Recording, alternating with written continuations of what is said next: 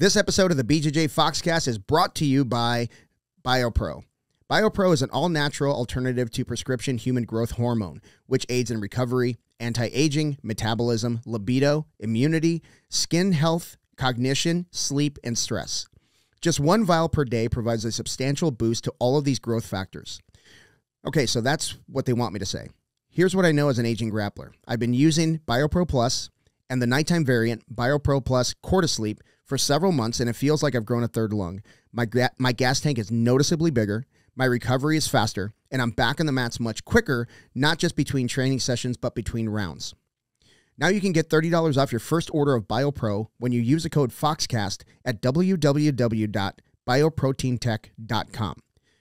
That's code FOXCAST for $30 off your first order at www.bioproteintech.com. Thank you, BioPro. Hey, everybody, and welcome to another episode of the BJJ Foxcast. I am your host, Alex Martinez, and today I have my partner in crime, Steven Shackelford, on the show. Welcome back, Steven. Hey, what's up? And I don't remember, you were on 50, I think you were on 25. I missed 25, but I was on 50. 50? And then 70, I don't think I was on 75. I was on like another random one. Yeah, but yeah, we hit 50 for sure. Yeah. That was a huge one. Oh, we got hammered too. Yeah. Oh my gosh. That was a wild one, man. I had somebody recently said, man, I'm halfway through episode 50 and I love it. I'm like, I hate that one. I cringe, man, just thinking about it. Yeah, it took me a while to like not be self-conscious because I got so drunk. Yeah. It was wild. And then afterwards, just hanging out in the backyard for like 3 more hours. I didn't go to bed till like 4 in the morning that night or something crazy. It was, that was a wild time. It was a wild night. There was one episode with Colin Opper where we had some drinks, and he actually had to get a ride home. I was on that one. Were you on that one? Well, that might have been episode 50. Was it 50? Yeah. Was Colin on 50? I think so. Yes, because we were talking about Tojo and the Goon. Yes. Yeah. 50 episodes later, almost. Still has not happened. Yeah, man. I just feel like if we do Tojo and the Goon, it'll be cool. But then, I don't know, man. Consistency means a lot. So, you know, it's a cool concept. Maybe we'll throw a couple episodes together, see what happens. But right. I always thought like putting it behind like a Patreon would be kind of interesting. But again, it'd have to be like super. Anything we would put behind that, we'd have to be like really, really consistent with. Yeah, for sure. Yeah, because people want to. Yeah, if they're paying, we definitely got to deliver, man. Yeah. But yeah, so I thought last one was 99. Yeah. Yeah, I did. I was convinced. I said it several times during the show. I know. I heard that, and I was like, he's wrong. He's wrong. I had to go check. I had to go check all the episodes just to make sure. I was like, did we miss one? Because there's the hidden episode. Yeah. Number 56. Yeah. That we pulled. Yeah. So I was like, maybe we got off by one from there. 97 also, or 94. 94. Remember, we couldn't use it. Oh yeah, that's true. Yeah, but we didn't. Since that one didn't get out, we didn't label it. Yeah. Well, I never changed the folders. I just kept going and adding to the next folder. So technically, it's like 101 episodes. Yes, that's but right. This is the 99th. Right. This is 99th official. And then the 100th one is going to be a blowout of some kind. I think. Yeah. I don't know. So you had an idea for 99 because a lot of the shows that we do, like it's either after a big tournament, which we had a big tournament, and or an ADCC, which I never watch. I just don't. Right. But you know, and nothing against ADCC. I don't watch any jiu-jitsu. Yeah, like you've told me this before. Yeah, I don't watch it, so I don't know who fought who when. I don't know any of that. So, and I admire people that do, man. I think it's kind of a cool thing that they know the history of it and you know all that stuff. But it's just not my thing. Yeah, I always think like if you're watching that stuff, it's like being at a graduation for a bunch of people you don't know. Yeah. It can definitely be that way. Well, especially, it's really hard to watch jiu-jitsu. Like, jiu-jitsu is not an easy sport to watch. Yeah.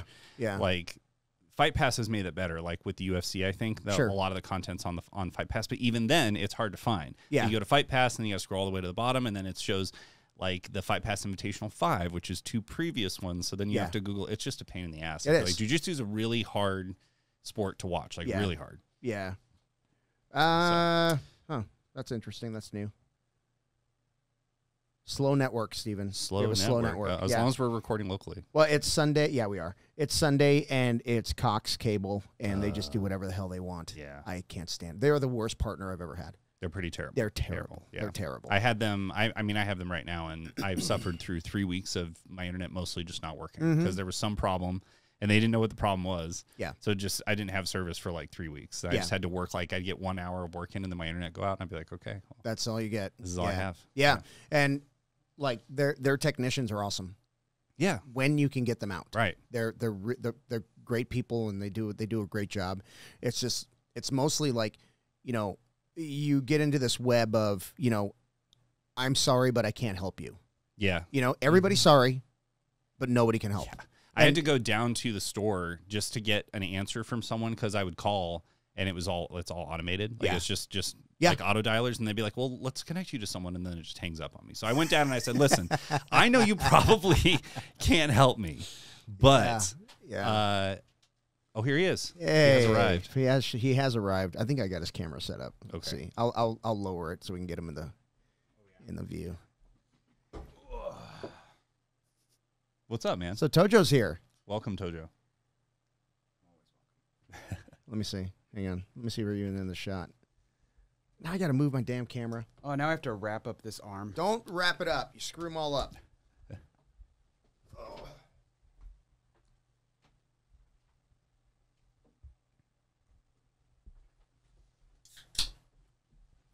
Yeah, I think he's still muted. Probably. Let's see. Give me a check, Tojo. Check. Yeah, okay, that's him. Yeah. Give me one more. Check. All right. Perfect. Let me check the oh, that's much better. Okay. Yeah, I'm happy with this. I'm happy with that. Cool. Glad somebody is. Yeah. So, oh my God, did I wake you up? Fucking leave. I have. Go back in the garage. Yeah. So you had an idea for the episode to interview me, basically. And, I mean, cool. I don't know how much more you're going to get out of me, but anyway, so I'm being interviewed today. Yeah. Yeah.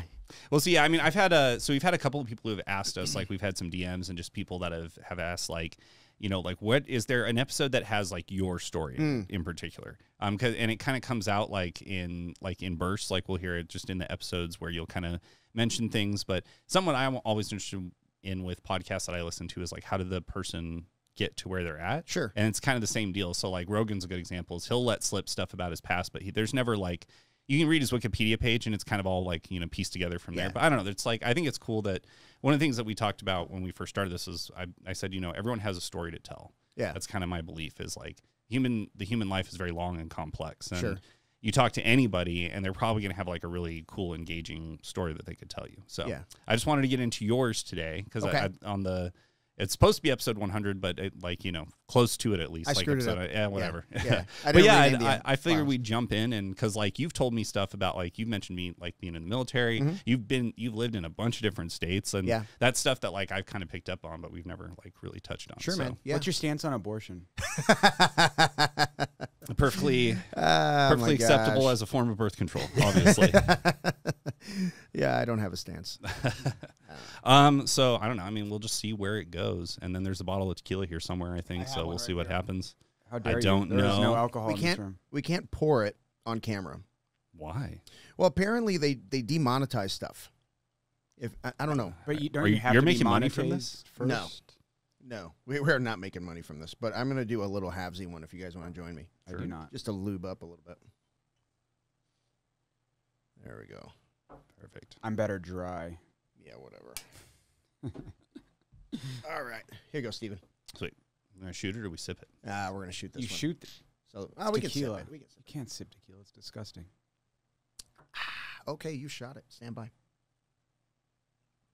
Hope everyone remembers the last time Steven was drunk on the podcast. We just talked about that. Yeah. Yeah, we just talked about how 50. self-conscious I felt afterwards. Oh my gosh. Yeah. There were times like when, you know, back when the blackout drunk days where I'd wake up and I'd call my sister and I'm like, "Hey, do I have to apologize to anybody?" Ooh, yeah. Yeah. She's like, "Yeah." Well, no, Lily was always like, she's always been so supportive and, you know, she'll tell me like, "Well, you did throw a knife at somebody." I'm like, "What?" No, she goes, I'm just kidding. And then she'll tell me, "Yeah, you just said some things that you probably shouldn't have and you should apologize." So Enough of those build up, and then you just kind of stop. Yeah. Right? Like eventually you look around and you're like, okay, yeah, I just don't want to do this anymore. I'm just an asshole. I feel like everybody reaches that point. Yeah. Right? And it's never a good story. Like, hey, man, you were wrapping presents, bro. You were like cleaning cars. And you cleaned my room. It was awesome. No, it's always like terrible things that you did. Yeah, it seems like it. Yeah. So, all right. So anyway, so let's go way back. Where were you born? I was born in Houston, Texas. What year? 1972, October 28th. I think it was a Saturday. Social Security. Oh, my number. goodness. Yeah. Credit cards? Social, driver's license number. No, yeah, I was the first of my siblings to be born in the States. Really? Yeah. My mom, dad, both my brothers were born in Mexico. And my sister was also born in the States, but she was born in Brownsville, Texas. Yep. And so when did your family come here? My family came to the States in, I believe it was 1970. Yeah, my dad worked for Caterpillar in Illinois. So my mom was in Texas, my dad was in Illinois, and we went up there for a little while. We lived in a town like Aurora or something like that. I was maybe 2 years old at the time. No, well, that's in they were. I was born in Houston. My dad was basically commuting from Illinois to Texas, and he'd come whenever he could. Gas was free back then. Yeah, gas was not free, but yeah. So that's kind of how it was. My mom was with her family. He was making money up there, and that's kind of how it started. And then when I was 2, we moved to Illinois for a short period and came right back to Texas. Yeah. What did he do for Caterpillar? He was a welder, I believe. He was a welder. Yeah. So in his later days, he died in his 60s, I think. But he was he did import and export of large machinery. So basically people would ask him like, hey, are these salvageable? And he would go look at them and be like, yeah. And he'd help make the purchase in wherever. They'd make the purchases mostly in the States and then ship them to Mexico and sell them. Like anything that moved earth, he wanted to buy. So is that like his own business that he ran? Yeah. And you mentioned before he was an entrepreneur. Yes, which meant we were broke a lot. Yes. So seems to be the case. Yeah. So Amy and I went to Brownsville recently, and I was kind of giving her the grand tour. I was like, I lived in that house. I smoked weed in that one. And then we took her to several spots. She's like, hey, you moved a lot. I was like, yeah, Dad was an entrepreneur. So, I didn't know kids went to school 2 years in a row to the same place until maybe 4th grade. Really? Yeah. And was he just kind of like serially trying a lot of stuff, and it would just like he would just have a new idea and he'd try it and it'd fail, or was it? It revolved around the same stuff, like imports and exports, but it was like, sometimes it would be like, case machinery that was new, and then it would be like used stuff, and then there was a time when he was like importing and warehousing a bunch of stuff, like a bunch of printers for a while, and then I would scavenge the printers because they were used, and I would find all kinds of like toner and shit like that, and I would sell it. Import export sounds like code, right? What's that? Especially because you guys lived in Brownsville. Sounds like drug runner talk. Exports. Did I not mention that we were broke a lot? Stupid. If he was doing that, we'd have a lot of friggin' money. No, there were times like I remember there was one kid in high school that passed away. He died in a quad accident. Well, probably a 3-wheeler at that point. I don't know if we had quads yet, but he died in a motorsport type accident. He I don't know how it happened, but he didn't have a headlight. He was riding at night. He hit something and he died. He was probably 17. Maybe we were juniors, maybe seniors in high school. And I remember there was one kid that was really upset. He was crying and like that was his best friend. And the kid that died, his dad was, I believe his dad and his mom were like doctors. And the kid that was really upset, his parents, he came from a family of dopers. And I was like, how do they even like know each other? Well, they grew up in the same neighborhood. Right, because it's a wealthy neighborhood, so they knew each other since they were little. So he was very upset that his friend died. So that's kind of the dynamic down there. Whoever has money lives in those neighborhoods, and whoever doesn't. Right. So it's typically split. Yeah, I mean, now I can't make heads or tails of Brownsville. I went there for the first time in 20 years, and it blows, dude. It's awful. Like. They just put shit up like, an old strip mall is now like a bingo hall, and it's just like bingo on the side of it. And like everything's like, it's very much like Mexico. It's very much like small streets. Everything's crowded, buildings are boarded up. You know, it's just, it sucked. I hated it. Yeah, I was so glad to leave for the second time. I'd say there's probably a reason you haven't been back in 20 years. Yeah, so. yeah. And it was, you know, it didn't help that it was miserably hot, so that kind of plays into it a little bit. But driving in there, like, I didn't recognize anything. You know, there were some spots where I was like, oh, I kind of remember this. And I remember where my Navy recruiter office was. You know, shit like that. Hey, I used to work at that restaurant, you know, that type of thing. Here's my high school. Looks like shit, you know? But it's also, it's an old place. I think I didn't drive by it, but I think my junior high, Central Junior High, I think it got closed down. Really? Yeah. It was an old building. I mean, probably rat infested. I don't know, man. But it was an old building. It was old when I was there. So it used to be like, I think that was like a college at one point, then a high school at another point. Then they split it in half and had like Clearwater Elementary on one side and Central Junior High on the other, and then they closed it. I don't know, man. Yeah. But yeah. So when I left, we were about 110,000 people in that town. About 85%. I use the word Hispanic. We were all Mexican anyway, but 85% Hispanic. But and now it's like at 180,000, about the same, almost 90%. Wow. Hispanic, yeah. And that's only the people that are accounted for, because that place is jam-packed with people, you know. So I always tell people, you don't have to know Spanish to live there, but you probably can't buy anything if you don't. That's it. So you moved to Illinois for like very briefly, then back to Texas. Yeah, back and that to was Houston. So you weren't in Brownsville yet. We were in Brownsville. So you were in Brownsville at that time. I don't know that we spent any time in Houston. I don't even know why my mom was there when I was born. I know my dad wasn't there. Hospital, probably. Yeah. I mean, Brownsville had, you know, decent, you know, hospitals at the time, but yeah, I don't know what she was doing in Houston. And we lived in Mexico for a little bit. You know, when I was little. How long? Maybe a couple years. I can't quite remember. I remember I was a kid and it would flood. You know, the streets would flood when I was a kid and we'd go swimming in it. Bad idea, you know. But yeah, it was. I used to go. It was kindergarten. Because I would go, we'd get on this little bus thing, and it would take us, my brothers and I, who were maybe in the second grade or third grade. Yeah. And this was like 1978-ish, right? If it was kindergarten? Yeah, about that. Yeah, about that. So we would take that little bus thing to the border crossing, cross the border, and then go to school in the States. I never went to school in Mexico. And then we would do the same thing on the way home. Or my parents would pick us up, or my aunts would pick us up. But yeah, I was there with my cousins. How long did it take to get over the border and go to school every day? It wasn't bad. It was like the bus would take us to the border crossing. We'd get off the bus, and I remember we had to cross all the way to the pedestrian side and then go through this turnstile that I used to go under because I was little, right? And you were by yourself? Me and my two brothers. Oh, my God. Yeah, who were in like third grade, maybe fourth grade. And, and then we would walk 2 blocks up, and we went to a Catholic school. Did you have to have passports? No. Back then it was like, you know, American citizen. Yes, sir. Okay. That's it. That's all you needed. Yeah. And kids walking across with backpacks really didn't raise a stink like they do now. Yeah. Is that an issue? I guess I probably is. Yeah. They probably didn't care. Yeah. Yeah. So then you stayed in Brownsville like for the remainder until pretty much my left? whole life. Okay. Yeah. Pretty much my whole life. So like 10. When did you leave Brownsville? I was 19 years old. That was 1991.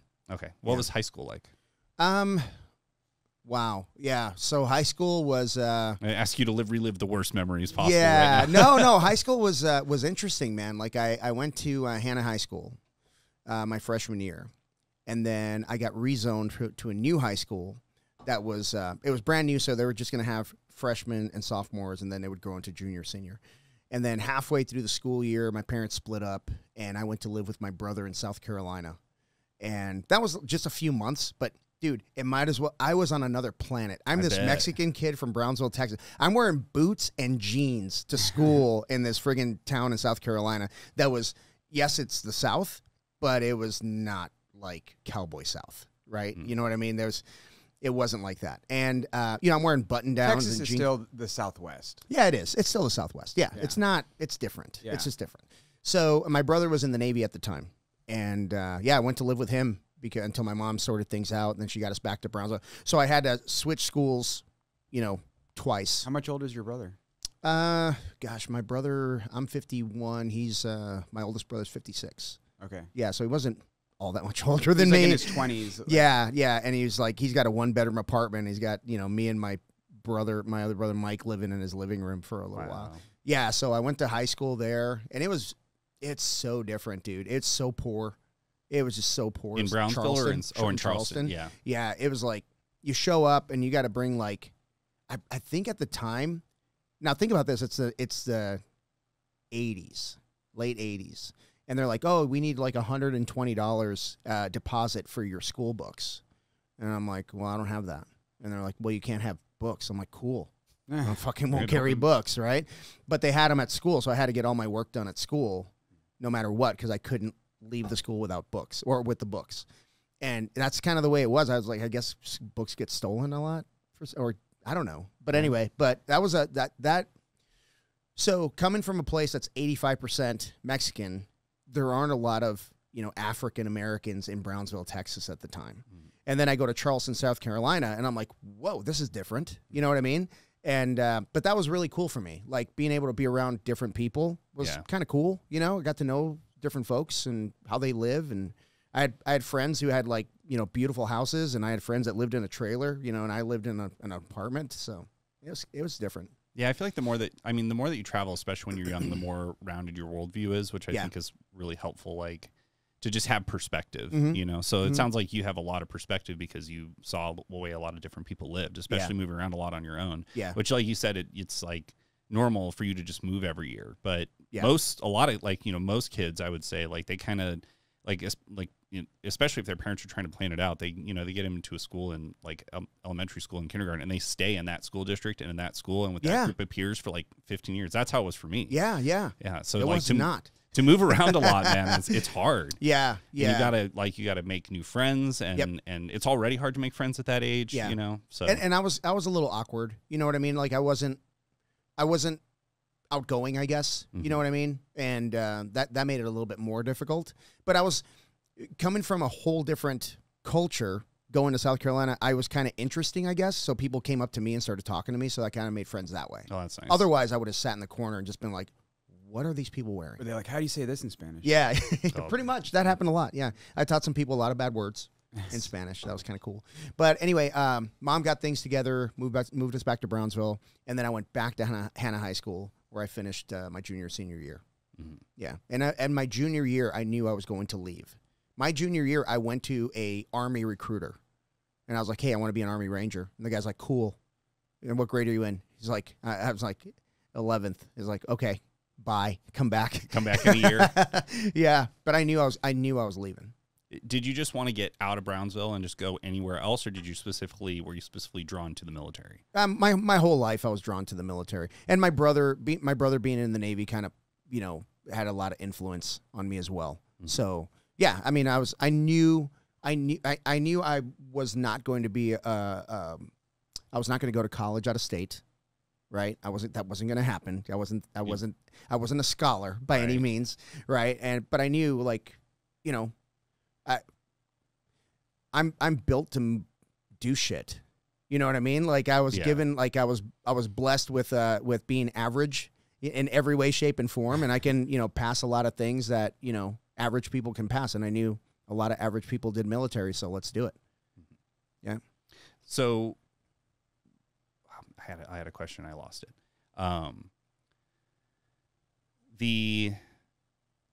So high school for you, like, were you a popular kid where like, if you kind of had to put yourself in a classification, like people often do at that age, were you jock kid, popular kid, quiet kid? So did you have like a big group of friends, or just a couple really small, like a couple of friends, like only 2 or 3?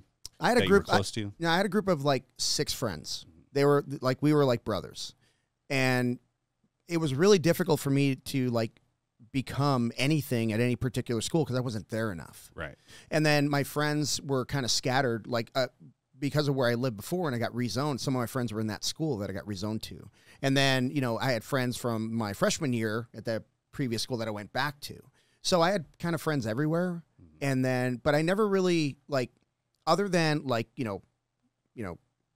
Carl, Bruce, Ray, John, and George, and Danny, they were like, we were always together. Like, that was my group. That was my group of friends. We went to lunch together. We hung out after school together.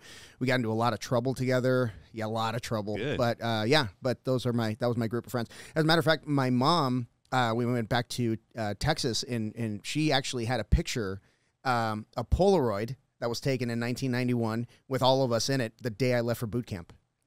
And I picked it up, and my brother's like, who are those guys? And I rattled off their names, and he's like, holy shit, you still remember those guys.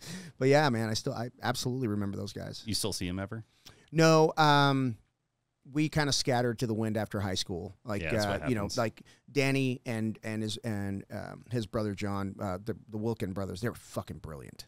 They were brilliant. They were doing like calculus at their freshman year. You know what I mean? They're just brainiacs.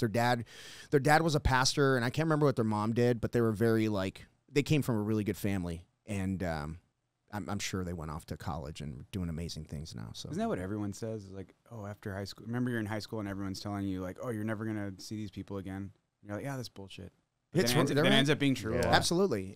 You know, I say that a lot in jiu-jitsu. So when my daughter was doing soccer, I would tell that team, because I did 4 seasons with those kids, and it was a different team every single time. Mm-hmm. So in our 4th season, like, I had the kids, like, we sat in a circle. It was before the end of the season tournament, and I said, hey, we got to play for each other, because this is the last time this team's going to be together.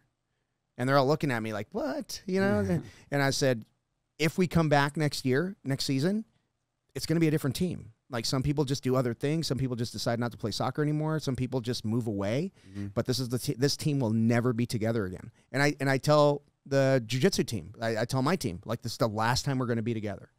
And you got to think about that, because a few core people will stay, but how many people do you see come and go? You've been doing it long enough. How many people have you seen come and go? A lot. Yeah, a lot. I mean, I don't even know of the people that I started with.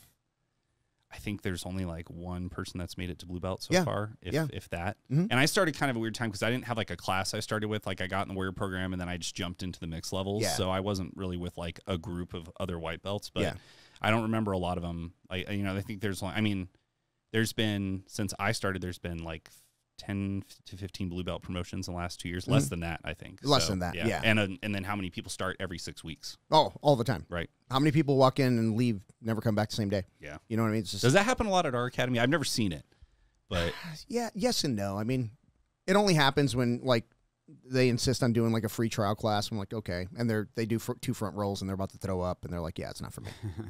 But not like in the days when you started with Paul, where guys would just like, they would leave. They throw the gi on the floor and just leave. Dude, Paul was a maniac. So Paul, okay, so this is life with Paul Nava. Hey, where's Paul? He had to leave. His kids, he had the kids have medical stuff going on, so he had to go to wherever they're getting treatment. Their treatment was so rare that hospitals would fly them out. Wow. So they could study what they're going through, and it's neurofibromatosis type 2, something. Yeah, NF2. NF2 is what it's called. Yeah. And it's a very rare disease. And so he would leave and take care of his kids, and then he would come back, and it would be like 2 weeks before Pans. And so he would just go ape shit. And we're already in shape because we've been training. And he's like, all right, we're going to do sprints. We're going to do buddy carries. We're going to do this. And it was miserable, dude. And then there were people like trying the class out.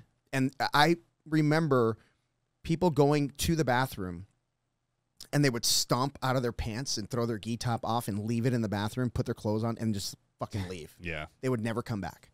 And we haven't had that at our school, but it was a very different time, man. It was like, it was all sink or swim still. It was like, everybody's out to, it was a fight. You go in there and you fight. It's not like that anymore. Yeah. Thank God. Either way to run a gym if you don't want a lot of people.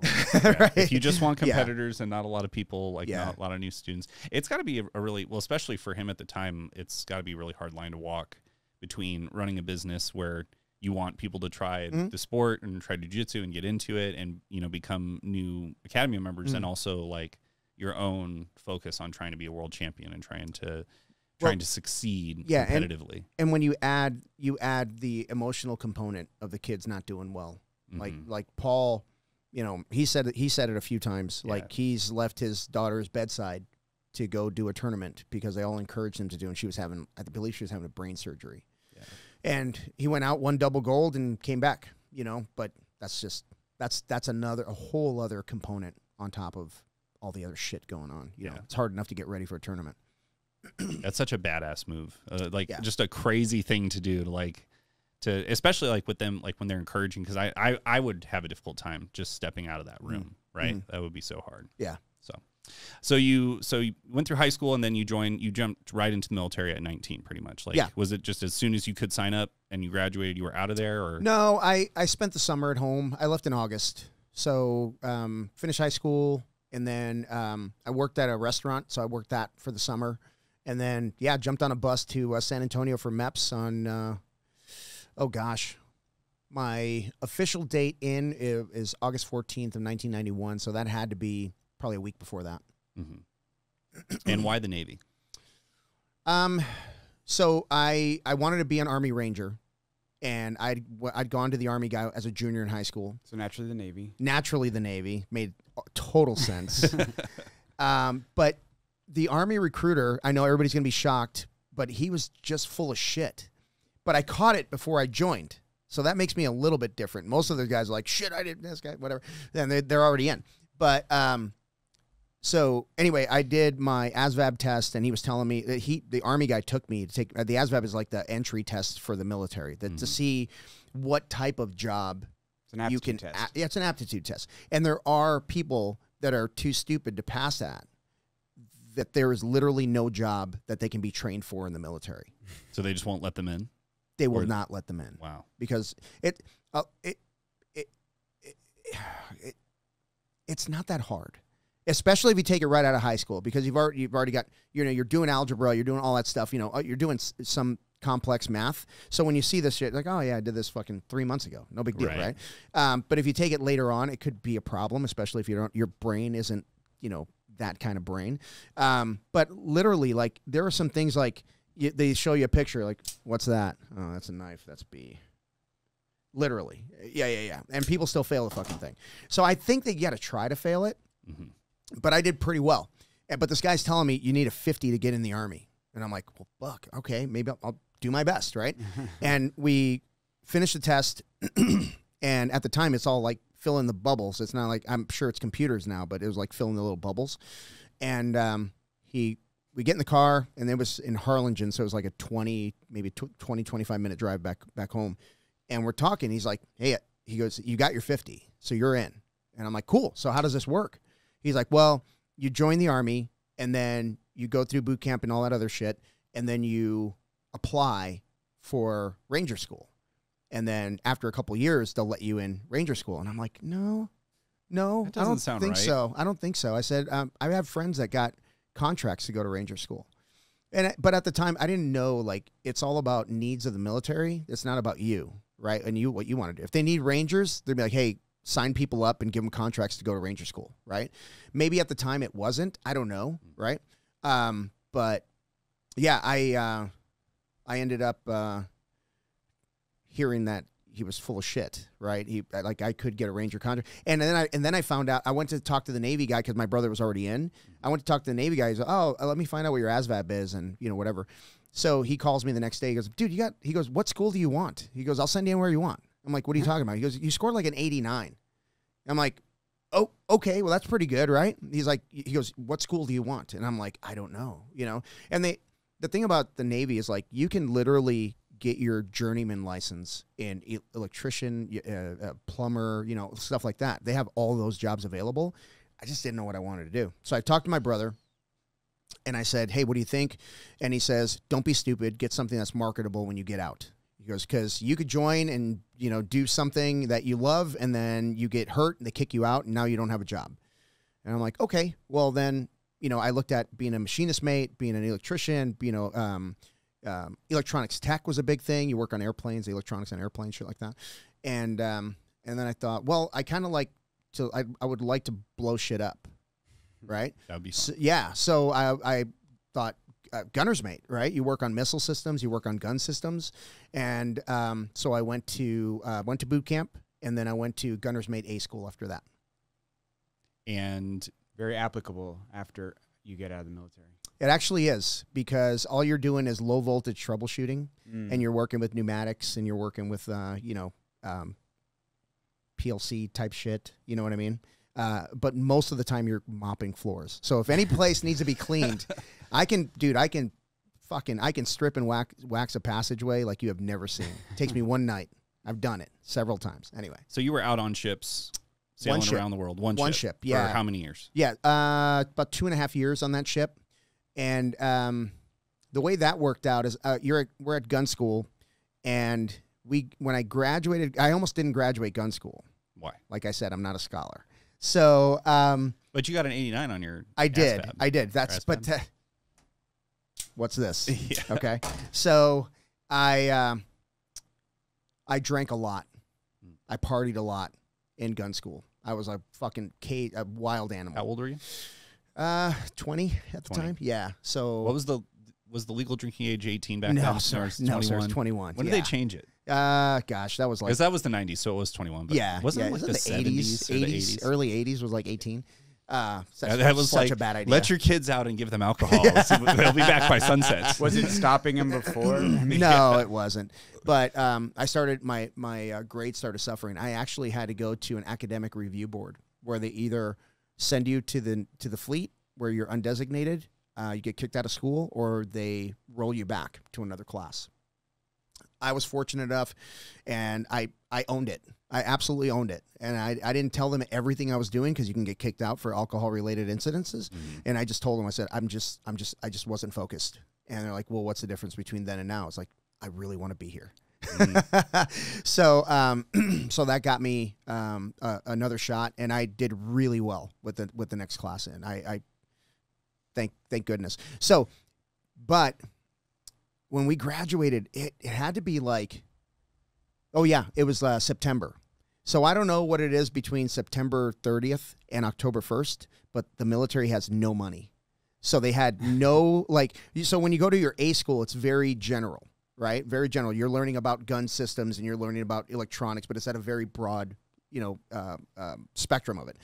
And then when you go to a C school, that's a specific gun system or missile system that you're working on. That's going to be your job. So any ship that has that on it, you're going to be on one of those ships, right? And you aspire to get to a C school because, if you do well enough in A school, they give you a C school. Well, the class before us, pretty much everybody got a C school. Very few people went straight to the fleet. For us, they're like, yeah, we don't have funding for C schools. Until a fucking week from now, right? We didn't know that. So they wrote down there was one school available, one C school available. It was a Mark 45 school, which is like the gun system that all the ships use now.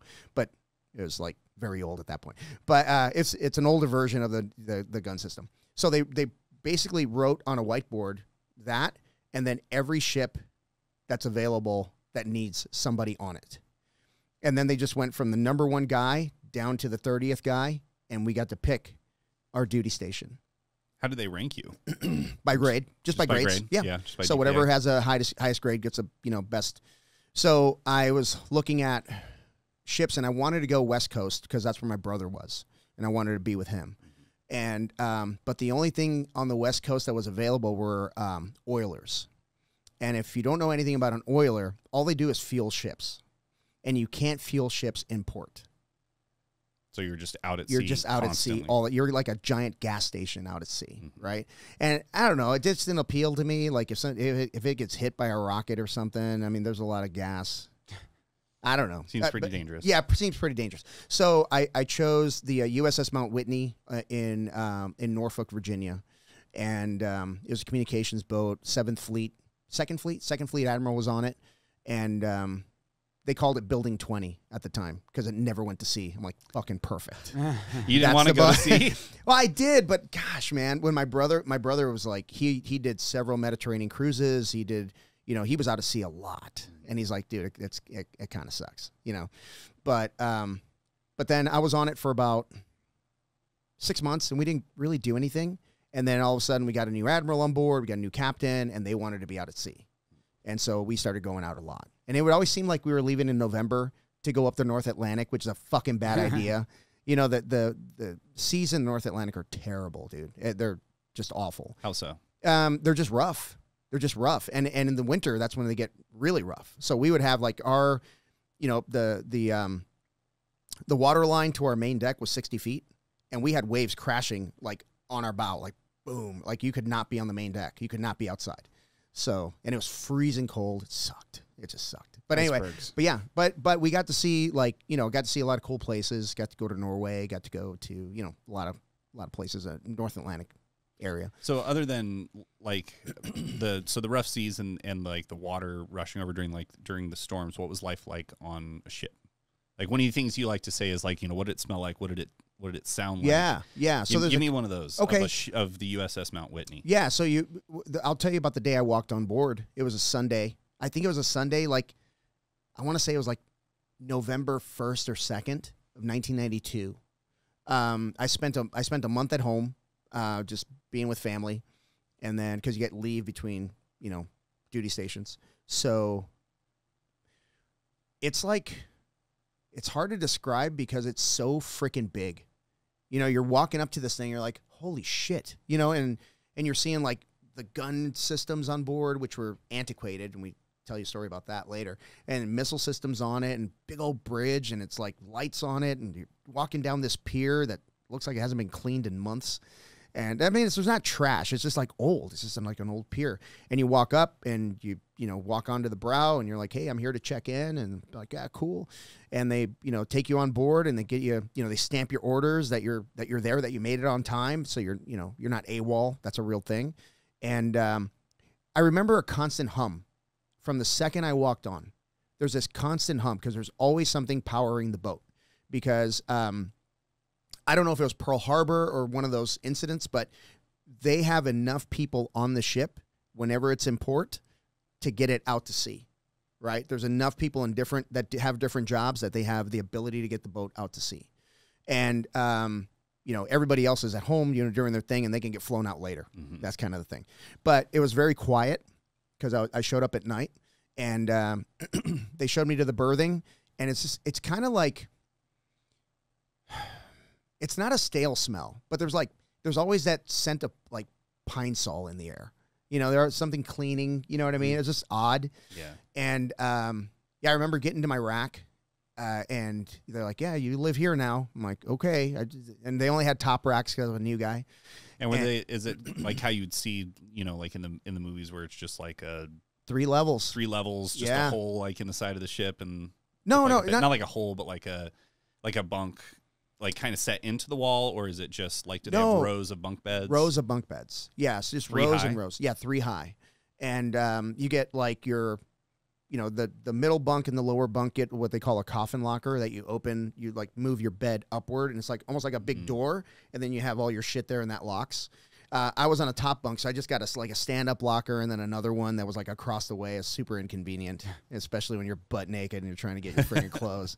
But, you know, eventually I did get a bottom bunk because people transfer, people leave. Yeah. So, yeah. Showers on the ship? Showers on the ship. Yeah, so import, it's like, this is where it got weird because import, like you just shower because we're on, you know, on the shore stuff, like water and power and everything's from the shore. Mm-hmm. And, so when you get out to sea, like you can't fucking take a 20-minute shower.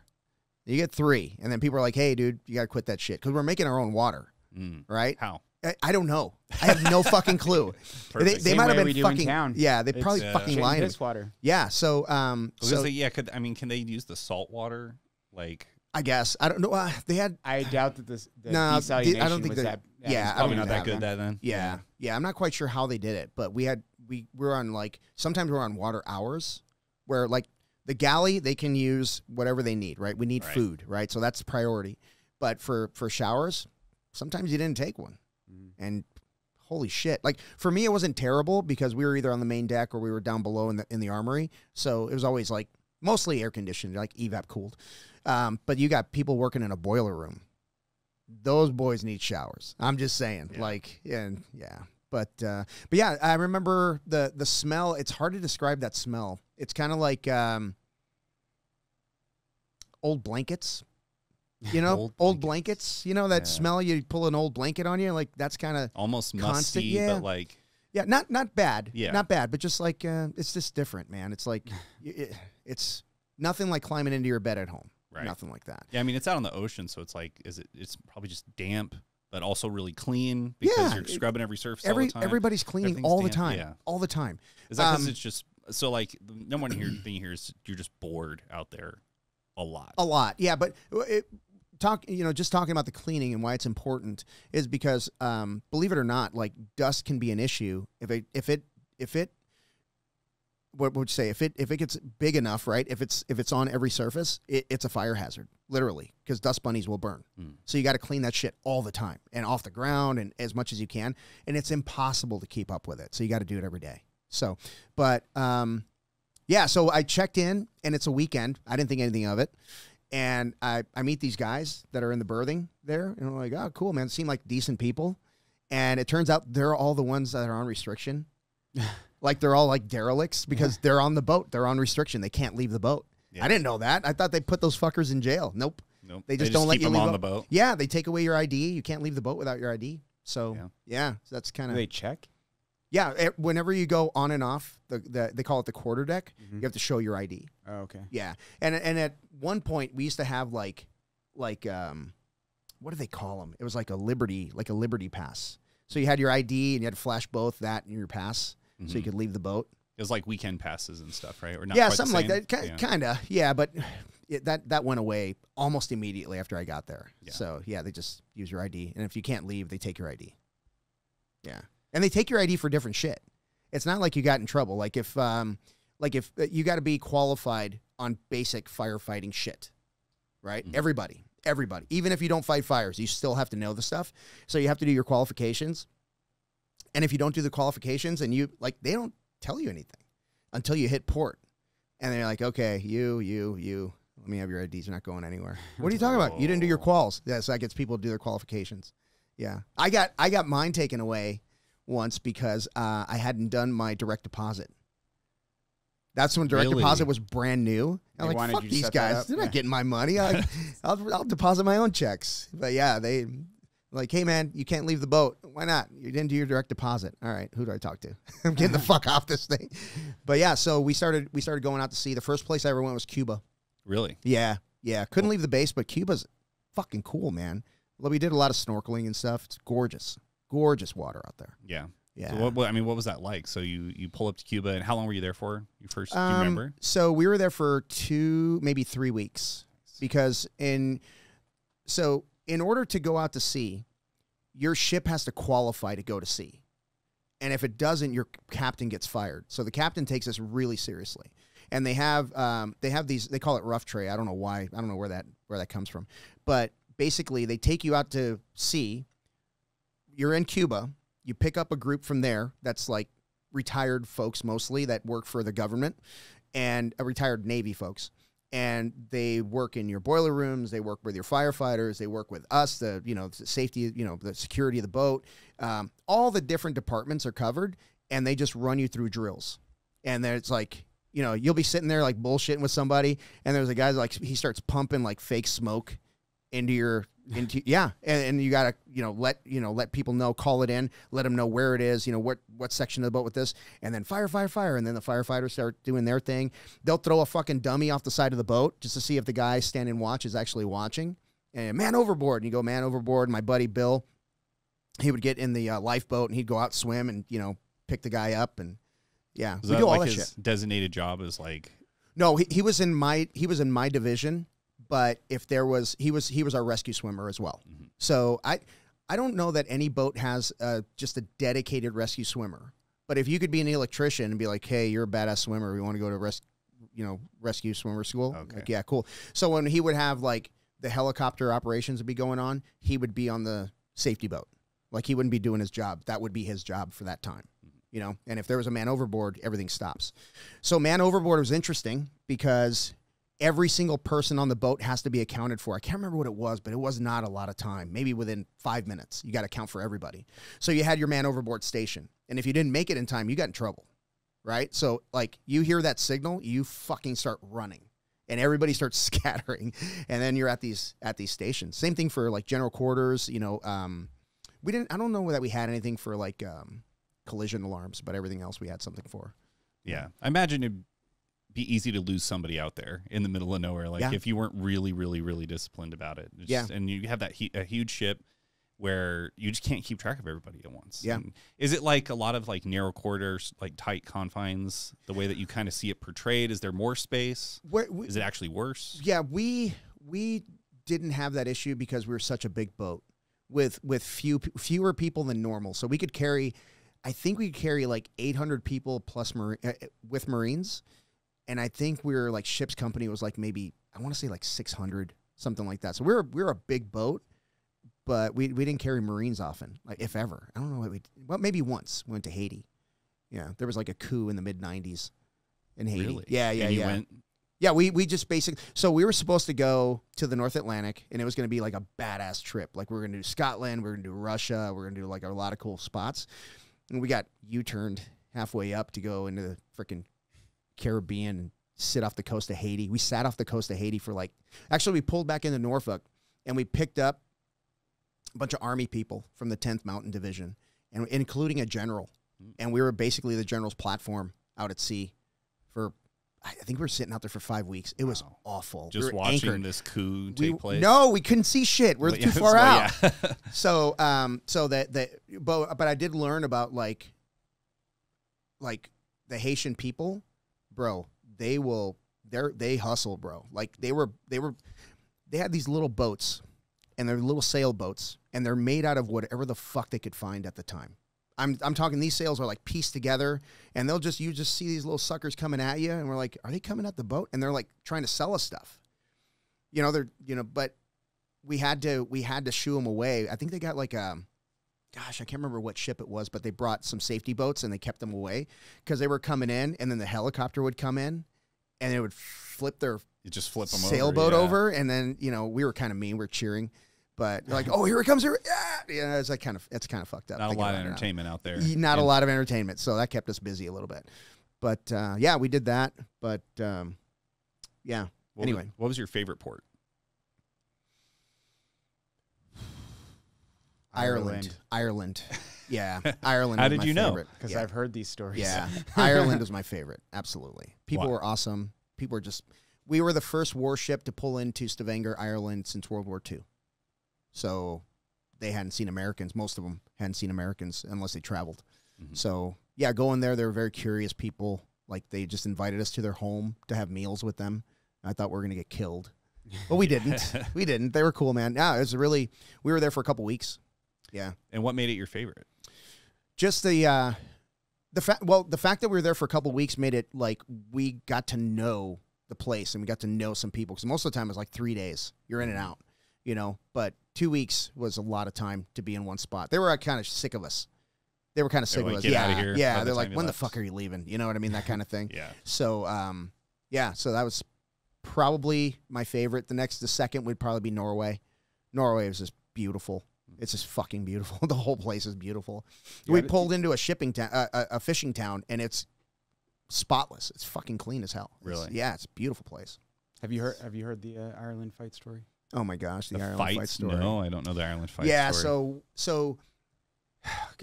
we pulled into Ireland, and there was another ship that will remain nameless pulled in with us. So we pulled into port, and then they're parked next to us. So they have to walk across their quarterdeck and ours, and then they can get off the boat. It's kind of, we're stacked, like double park kind of thing. And I got to admit, man, they were assholes. They were assholes, man. They were just starting shit, Yeah. Was it another Navy ship, or was it another Navy ship? Okay. Yeah, another Navy ship. So, one night there were drinks involved, but one night it's late. No, not even late. It was pretty early in the evening, and we're walking towards this. There's a McDonald's in this little narrow road. What used to be a road is now a walkway, right? Very narrow. Anyway, there's stores on each side, and there's a McDonald's there. So my buddies are going into the McDonald's, and there's a guy playing his guitar across the way from the McDonald's. So I was like, oh, I'm going to listen to the guy play his guitar. And I'm like throwing some money at it. I don't even know how much. It's fucking expensive to be there. Like, but yeah, so I threw him some money, and so he's, he's playing a song, and halfway through the song, I throw him more money, tell him a different song, and he play that one too, that kind of shit. But we're having a good time, and these guys came up, and they were Americans, and I didn't recognize them, so I know they got to be from the other boat. and they start messing with the guy, and they start like strumming his guitar, like, you know, just messing with him. Yeah. And I'm like, I put my hand on one guy. I'm like, hey man, I gave this guy a bunch of money to play a song. I'm gonna listen to this fucking song. And then he bows up, and I'm like, I should not have touched this guy.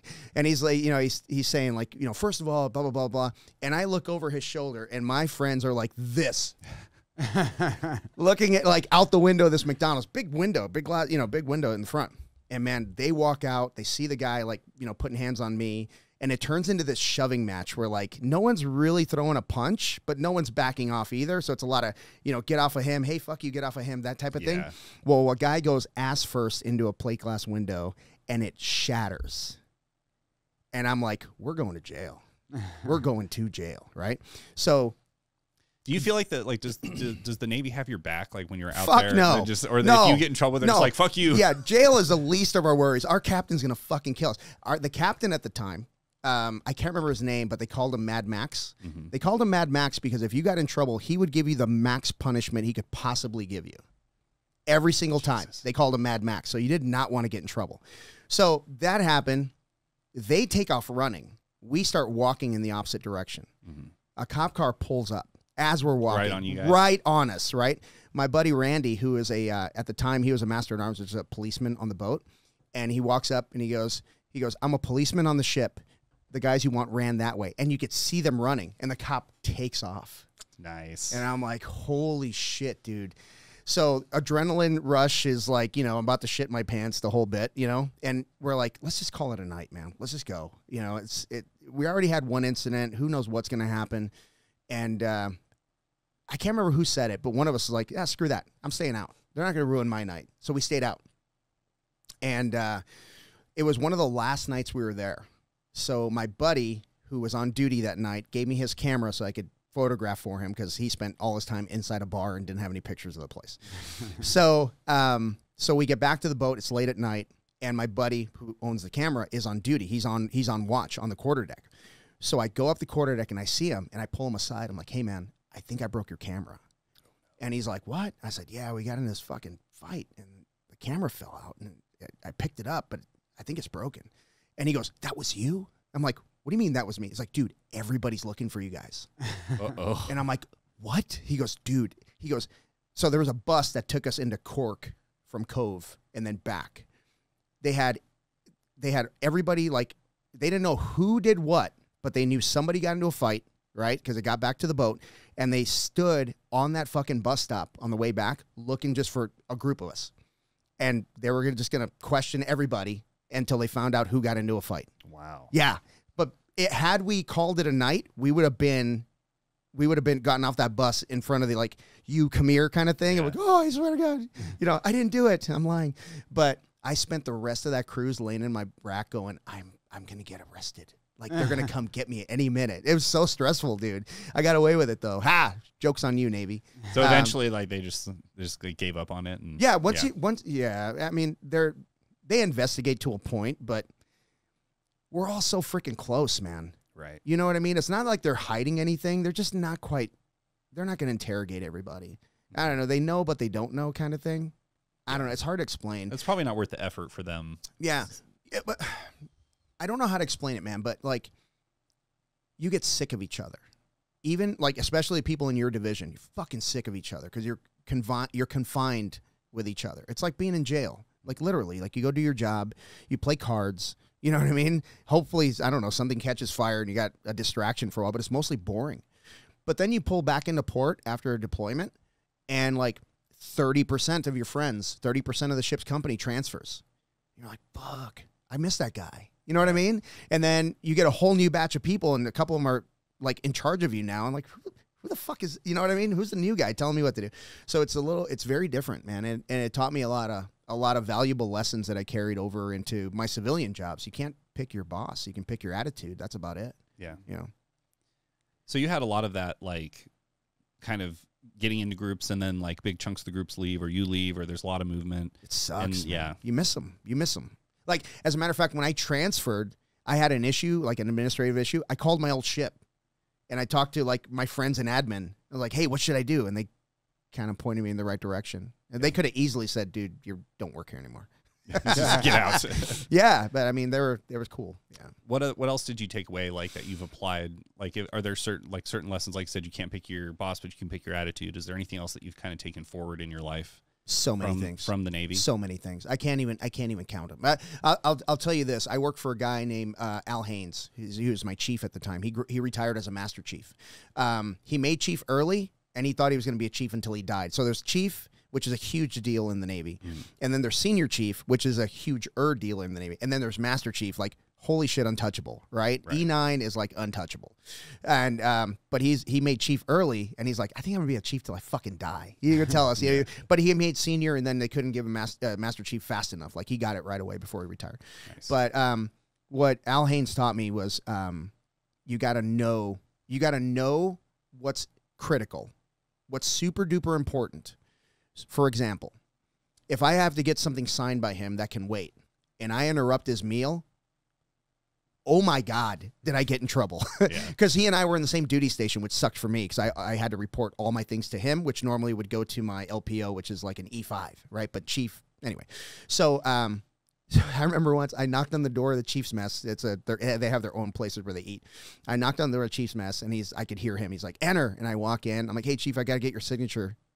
And he just stared at me. I was like, it can wait. And I walked out, and then he chewed my ass after. But he would chew my ass for a lot of things. But there was always a lesson involved. And once the ass chewing is over, it's over. It's over. There's no like dirty look. There's no repercussions. It's literally over. And I use that in my life. Like once I chew somebody out and I'm pissed off at him, that's the end of it. So whenever Chief Haynes would yell at me, I'm like, oh, thank God I'm not in trouble. Because that's the trouble. That's the extent of it. Yeah. Yeah. He would never like, I knew when he would say like, it's just nothing I can do, I'm fucked. Right. Yeah. Because it's out of his hands. But when it's in his hands, he would take care of us, but you didn't want to be on his bad side. You know what I mean? You didn't want to be that guy because he always treated us really well. So he was one of my early mentors. He's one of the people that I credit with, being an adult male teaching me shit, not telling me that I'm fucking stupid. Did you get a lot of "you're stupid" from your dad? Yeah. You did not a lot of like fatherly guidance there or parental support. I won't say that, but I will say this: like I was never taught that failing's a good thing. So failing scared the shit out of me. Failing always scared me because like if you fail, that's the end of it. Like there is no coming back from failure. You know what I mean? Like everything's like, I told you. I fucking told you. You know what I mean? Yeah. And instead of saying, like, you should be encouraging your kids to fail. Like, try and fuck it up, man. Awesome. What'd you learn? Yeah. You learned so much more.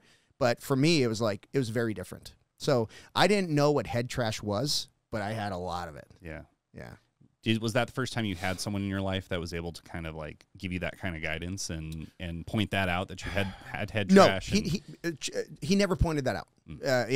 Al never pointed that out. He was more, his mentoring was very much like by example. And he always set like a great example. Like his uniform was never fucked up. He was always shaven.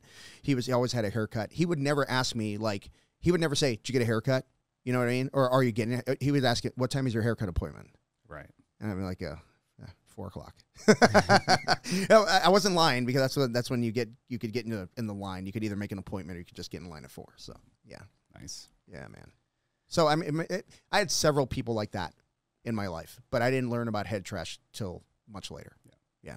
So you wanted to be a Ranger and then you end up in the Navy. Did you ever go out for the SEALs? I did. Yeah, I did, and failed miserably. Yeah.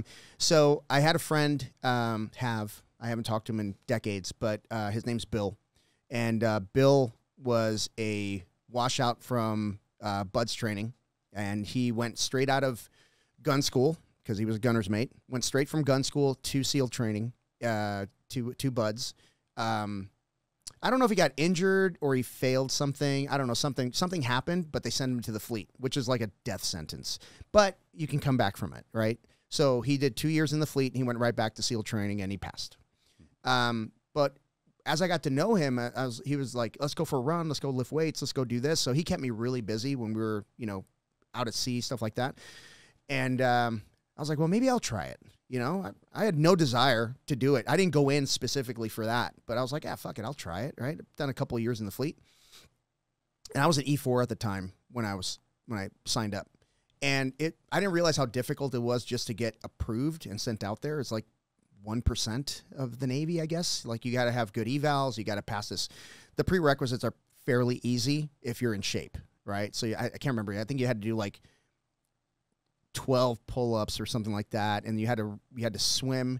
What was it? You had to swim 500 meter side stroke, I think it was. You had to do some pull-ups and then run 1.5 miles in like, I think it was like 9 minutes in boots and pants, which is a lot easier than you would think. And then they're like, cool, you're good to go, right? So I got my orders for BUD/S training. I was in class 201. We classed up in April of 1995. I was 22 years old, I think I was. Maybe 23, 22. I don't know. But at the time, Hell Week was week 6, okay? And they say if you get to Wednesday morning, if the sun rises on you Wednesday morning in Hell Week, you're good to go, right? That's kind of the goal. Like, I always compare that to having your brown belt. Brown belt is like Wednesday of Hell Week, right? If you get your brown belt, you're good, right? But so the entire time that I'm going through BUD/S training is I'm waking up and I'm like, I don't fucking belong here. And there was so much proof that I didn't belong there every single day. I would go on a run and I would be like, I'm the slowest, or I'm the fastest slow guy. Like, there's a giant gap in front of me, right? And then there's a giant gap behind me with all the fat people, you know what I mean? And I'm in the middle, you know? And that always fucked with me. Like, why am I, those are the guys that belong here, right. You know? And then on the swim, average swimmer, at best. I had a swim buddy that was like, dude, you're fucking slowing me down. And I'm like, God damn it. And I really had to push myself hard to make the swims. And the swims progress and they get harder and harder. They literally start you off in the pool with nothing, right? Just to see if you can swim. And they have you do stupid shit. And then they put fins and a mask on you. But they don't let you swim with it until you're confident that it works. So how do they build the confidence? Well, they have you fill it up with water, and you're kind of laying on your back off the side of the pool, and you're doing flutter kicks and singing and swallowing this fucking water into your nose. And people quit doing that. I thought it was funny. Sounds terrible. It's awful. Yeah. It's awful. And then they put you in the pool. Again, confidence training. They put you in the pool. You got your mask full of water, which I emptied. But if you get busted empty, they make you fill it up again. But you have your mask full of water, and you have at least 100 people still, right? Because it's early enough in training. Not everybody's quitting yet. But and then they just basically surround you, and they push you into each other. So instead of doing arms out, being able to tread water, you're like this. And the idea is you grab a buddy, and you hold him up, and then he holds you up, and then you hold him up, which sounds great, except the guy next to you is panicking, and he fucking pulls your buddy down, which pulls you down, and it's like they call it a beehive. But after the beehive, you're allowed to swim with your mask and your fin. So you have to do a pool swim with that. You have to pass it, and then they put you in the bay, right? And you have to pass a bay swim, and then they put you in, which is fucking disgusting. The Coronado Bay is disgusting, and it's cold. And what's a bay swim? You're in the Coronado Bay. Just in the bay? And yeah. It's your first open water swim, but it's very controlled, right? Because the sharks are in the ocean, I hope. But you're in the bay. So they have safety boats. Dude, everything is so safe. It really is. As long as you're in shape, you're not going to die, right? I mean, people have died, but shit happens. Did you ever feel at any point where that you weren't safe? Where you were? No. Did you panic or never. Did you feel never? Never. There was always a safety boat around.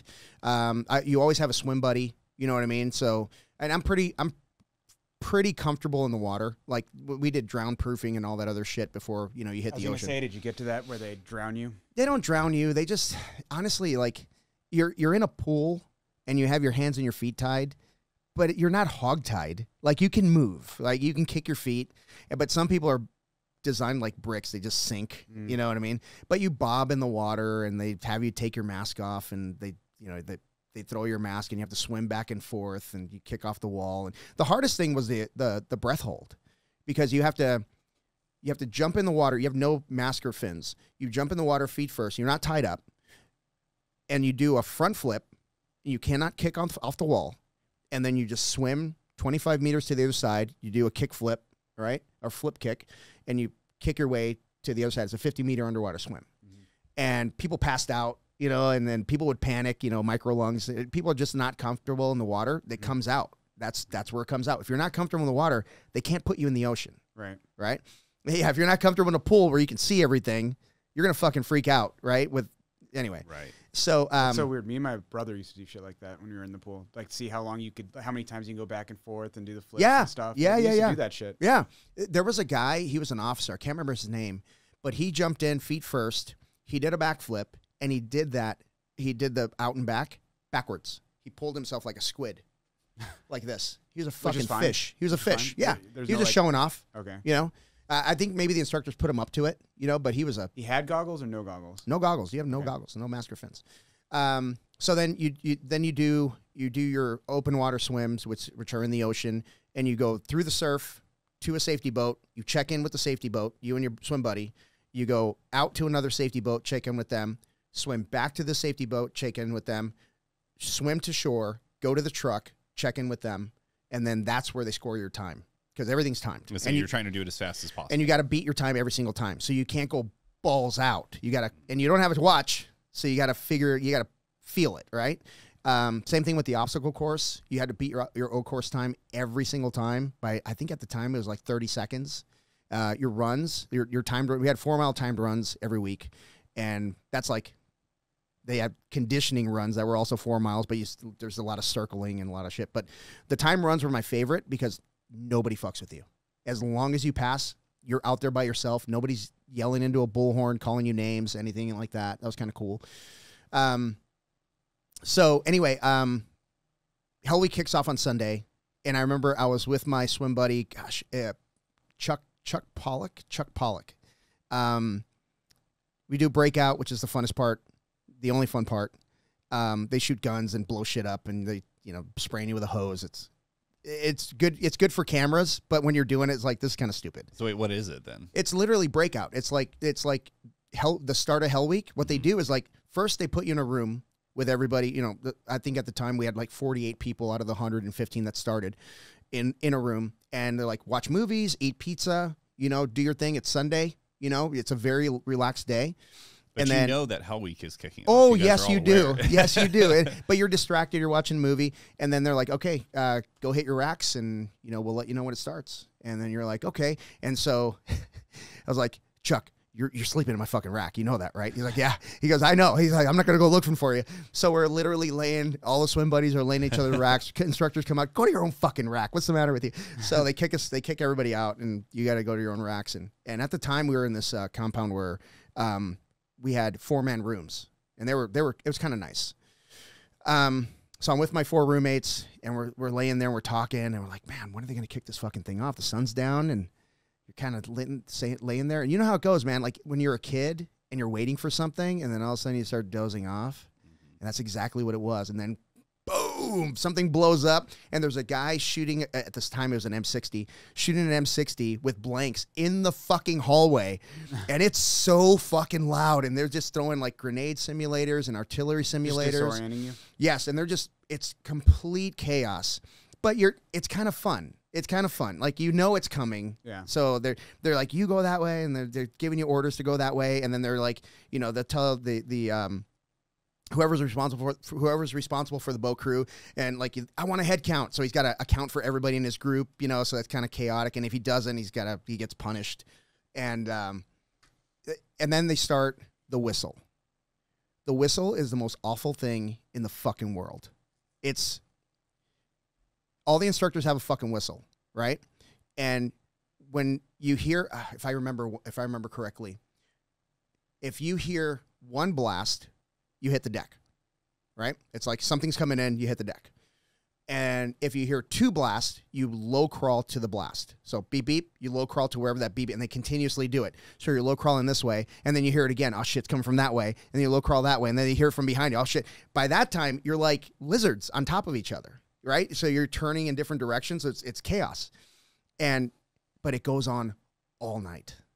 It goes on constantly. So it's all of the gunfire stopped. All of the explosions have stopped. They're not spraying you with a hose. You're just crawling on this concrete. Sounds like hazing. Yeah. Oh, it's absolutely hazing. You're crawling across this concrete to this fucking whistle. And when they blast 3, you pop up. And then the blast 1, you hit the ground. I think it was 1, 2, and 3. So you blast, and then, and then they low crawl you out to the surf. Not the surf, but the sand. And then as you're low crawling through the sand, the whistles are coming from different places. So you're turning. Dude, you get chafed. Elbows, knees, like everything. Feet, like you get super chafed.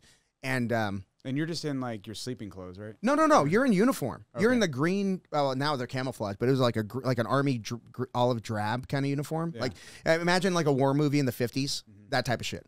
So, and they just have you out there for hours, just crawling around. Yeah, just crawling around. A lot of what Hell Week was like just this suck. This is gonna suck for an hour. This is gonna suck for 2 hours. That's really all it is.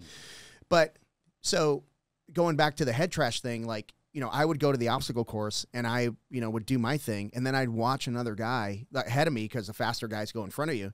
And I'm like, this motherfucker's a monkey. Like I can't do that, and I'm in my head again.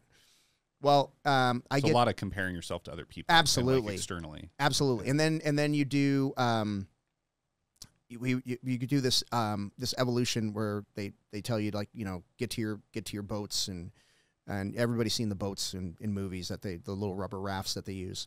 And you get to your boats and then you got to go out into the ocean and then you got to go across to the Hotel del Coronado where there's other instructors waiting for you so you can do rock portage. So you're riding the boat into the rocks. I don't know if you've ever seen that in the Hotel del Coronado. Mm-hmm. They have like a jetty going out, like these rocks going out. So you basically have a chem light on your helmet and the instructors have chem lights on these paddles, right? And they kind of wave the chem lights, and then you kind of wiggle yours off your hat saying you acknowledge it, and then he points like in an X position down to the rocks. That's where he wants you to land. So you got to come in, but there's fucking waves crashing behind you, and there's the light from the Hotel Del, right? So I remember this like it was yesterday. There's a wave coming up, and it's lifting the ass end of our boat. We're fucked, right? It's lifting the ass end of the boat. And I look back and I could see the shadow of the rocks in the face of this wave. Like it was cresting, like it was big enough that, it was probably like maybe a 6-foot wave. It wasn't gigantic, but it was big enough to scare the shit out of me. We get toppled over and everything just falls to shit, right? Everything we practiced just went to hell because we did this almost every day, right? But it was like daytime. Not necessarily a rock portage. That came a little bit later, but you're on this boat constantly. And right now it's like middle of the night. Middle of the night. Yeah, maybe. Like, it's got to be, maybe midnight, something like that. So, so we crash, paddles fucking go everywhere. Our bow line man, which is a guy that takes the bow line and he anchors us to the rocks basically using his body and pulling that rope. He can't find the fucking line. The boat's filling with water. Like, we can't turn it over. We finally get the damn thing turned over. And as we're lifting it onto the rocks, I hear an instructor go, "Is that man conscious?" And I turn around. It's Chuck. He's laying, my swim buddy, he's laying face down in the water. I'm like, oh, shit. He hit the rock. And thank God he had a helmet on, but it knocked him out. Oh, shit. Yeah. Shit. So he was just like face down in the water. Yeah. Oh, my God. Yeah. So, and he kept going. And I think he got hurt. He got his head. No. That was the least of his problems. I think he got hurt like maybe the next day, maybe that night. Damn. And one of the instructors, like, "You're just a professional victim." Like, you know what I mean? Like, what the fuck is wrong with you? So, so anyway, that was that. And you do that over and over and over. So you go over the rocks and then you push your boat out, you take your boat out, back out to sea, and then the next group comes in, the next. So you're making a line, basically, right, out there, and you're just constantly going in. And then, they surf tortured us felt like forever, which is like you lock arms and you go out in the ocean, the waves just beat the shit out of you, they wash you up to shore, they stand you back up, and you walk back out, and the water's like in the 60-degree area, so it's fucking cold. So it's literally just dealing with the surf? That's it. Yeah. You're literally locked arms with your buddies, and you're walking out, and then the waves beat the shit out of you, and they bring you back to shore. Then you stand up and you walk out again. How long does that last? Forever. It seemed like forever. It seemed like, well, had the sun come up by the time you were done with the surf? Absolutely not. Okay. We weren't even getting warmed up, dude. This is like the first couple of hours of this shit, and then they start doing things that they didn't do before. So surf torture, normal shit. You're in your fucking, your BDUs, you got your little hat on, and your locked arms, and you walk out and get surf tortured, and over. Like, it happened almost, I don't want to say every day, but it happened quite a bit. Do you lose, like, guys who they don't stay locked? Do they get kicked out? Dude, do they get dropped? No, so if you unlock and you get detached from you're going to get fucked up. Like, it's going to be push-ups, and it's going to be awful. Okay. Or if you're lucky, it's push-ups. If not, they just use the boat to torture you. But then, how do they use the boat to torture you? So many different ways. One of the most creative ones that I thought is very creative is they have you do, because everybody in your boat crew is going to be about your size. Like, you would be in the short guy boat crew, and what they would do is to punish a 6'2" guy is they would make him part of your boat crew. So he's carrying all the fucking weight, right? So, but so you got your boat crew, and you're about the same size, right? And they have you're always carrying this fucking thing on your head. But what they would do is they would have you lift it with your arms, squat down as low as you can, and then they would just start filling that bitch with sand. Yeah. So they have a lot of different ways to torture you with this thing. And then we started the elephant walk. The elephant walk is like your... And this is all night one, yeah. Still. So you've gone through the breakout, mm-hmm. and then the crawling. Yep. And then swimming. Yep. To the boats. Well, right? not swimming. The boats are on shore. Oh, they're on shore. So yeah, you swum around, and then you get in your boat. Yeah. Right, and then you go out, and then you come back in, mm-hmm. and this is all in the space of like less than 12 hours. Yeah. Oh, dude. Yes. So then, surf torture. So you get surf tortured a lot, but it's kind of the same shit over and over. Like, you're wearing whatever. But then they start saying, okay, well, take your K-Pox off, which is a life preserver. They're like, okay, that's different. And they fucking surf torture you without them. You're like, that's weird. And then they walk you out farther than they've ever walked you. Like, normally it's like up to your waist, and then take seats, and then you get the ship. Yeah. We're in water up to here. Like, we've never done this shit before. You know what I mean? It starts fucking with you. So you get surf tortured back in, and then like, all right, take your tops off, and you fold them up. Take your hats off. The hat is attached to the top. So you take that off, and you fold it up nice and neat by your boat, and then they fucking torture you again. Then they're like, take this off, take your shoes off. Are people like quitting in the middle of this stuff? Very few at that point. Mm-hmm. During the elephant walk, we lost a couple. It's not dramatic like in the movies. Like in the movies, like, oh, I can't do this anymore. Get me out of the water. Ring the bell. No, it's not. They do ring the bell, but it's not that way. It's like you go to eat in the morning. You're like, where the fuck is Jimmy? Where the fuck is, this guy? And then they just leave. They just fucking take off. And here's the worst part. We had to pay the price because our boat crew leader didn't keep track of the guy that he just lost, because he didn't know the fucking guy quit. He just went to the first phase office. Mm-hmm. And now there was a first phase instructor going, hey, man, where's blah, blah, blah? Oh, he's right here. No, he's not. Drop. And then everybody's doing push-ups because we don't know where our guys are. So that sucked. So they punish you for something that you wouldn't know? You wouldn't fucking know. But you got to know. Right? That's the idea. Like, not everyone is supposed to make it through. That's the whole point. Right. Like, you're going to be a fucking shortstop. You know what I mean? Period. You're going to be the best guy in the group. So, so then like, you're basically in your fucking underwear getting surf torture, and they're like, all right, go put your shit on, and, we're going to start walking with the boats, and you got 3 minutes. You're like, oh shit. So it's a fucking mad dash. And by this time, there's an instructor walking around. He's already kicked all your shit over that you had folded nice and neat. So it's fucking scattered all over. It's chaos. And it's very, I realized it at the time. I picked up on it. They isolate you when you're in Hell Week. You're isolated. So whenever you are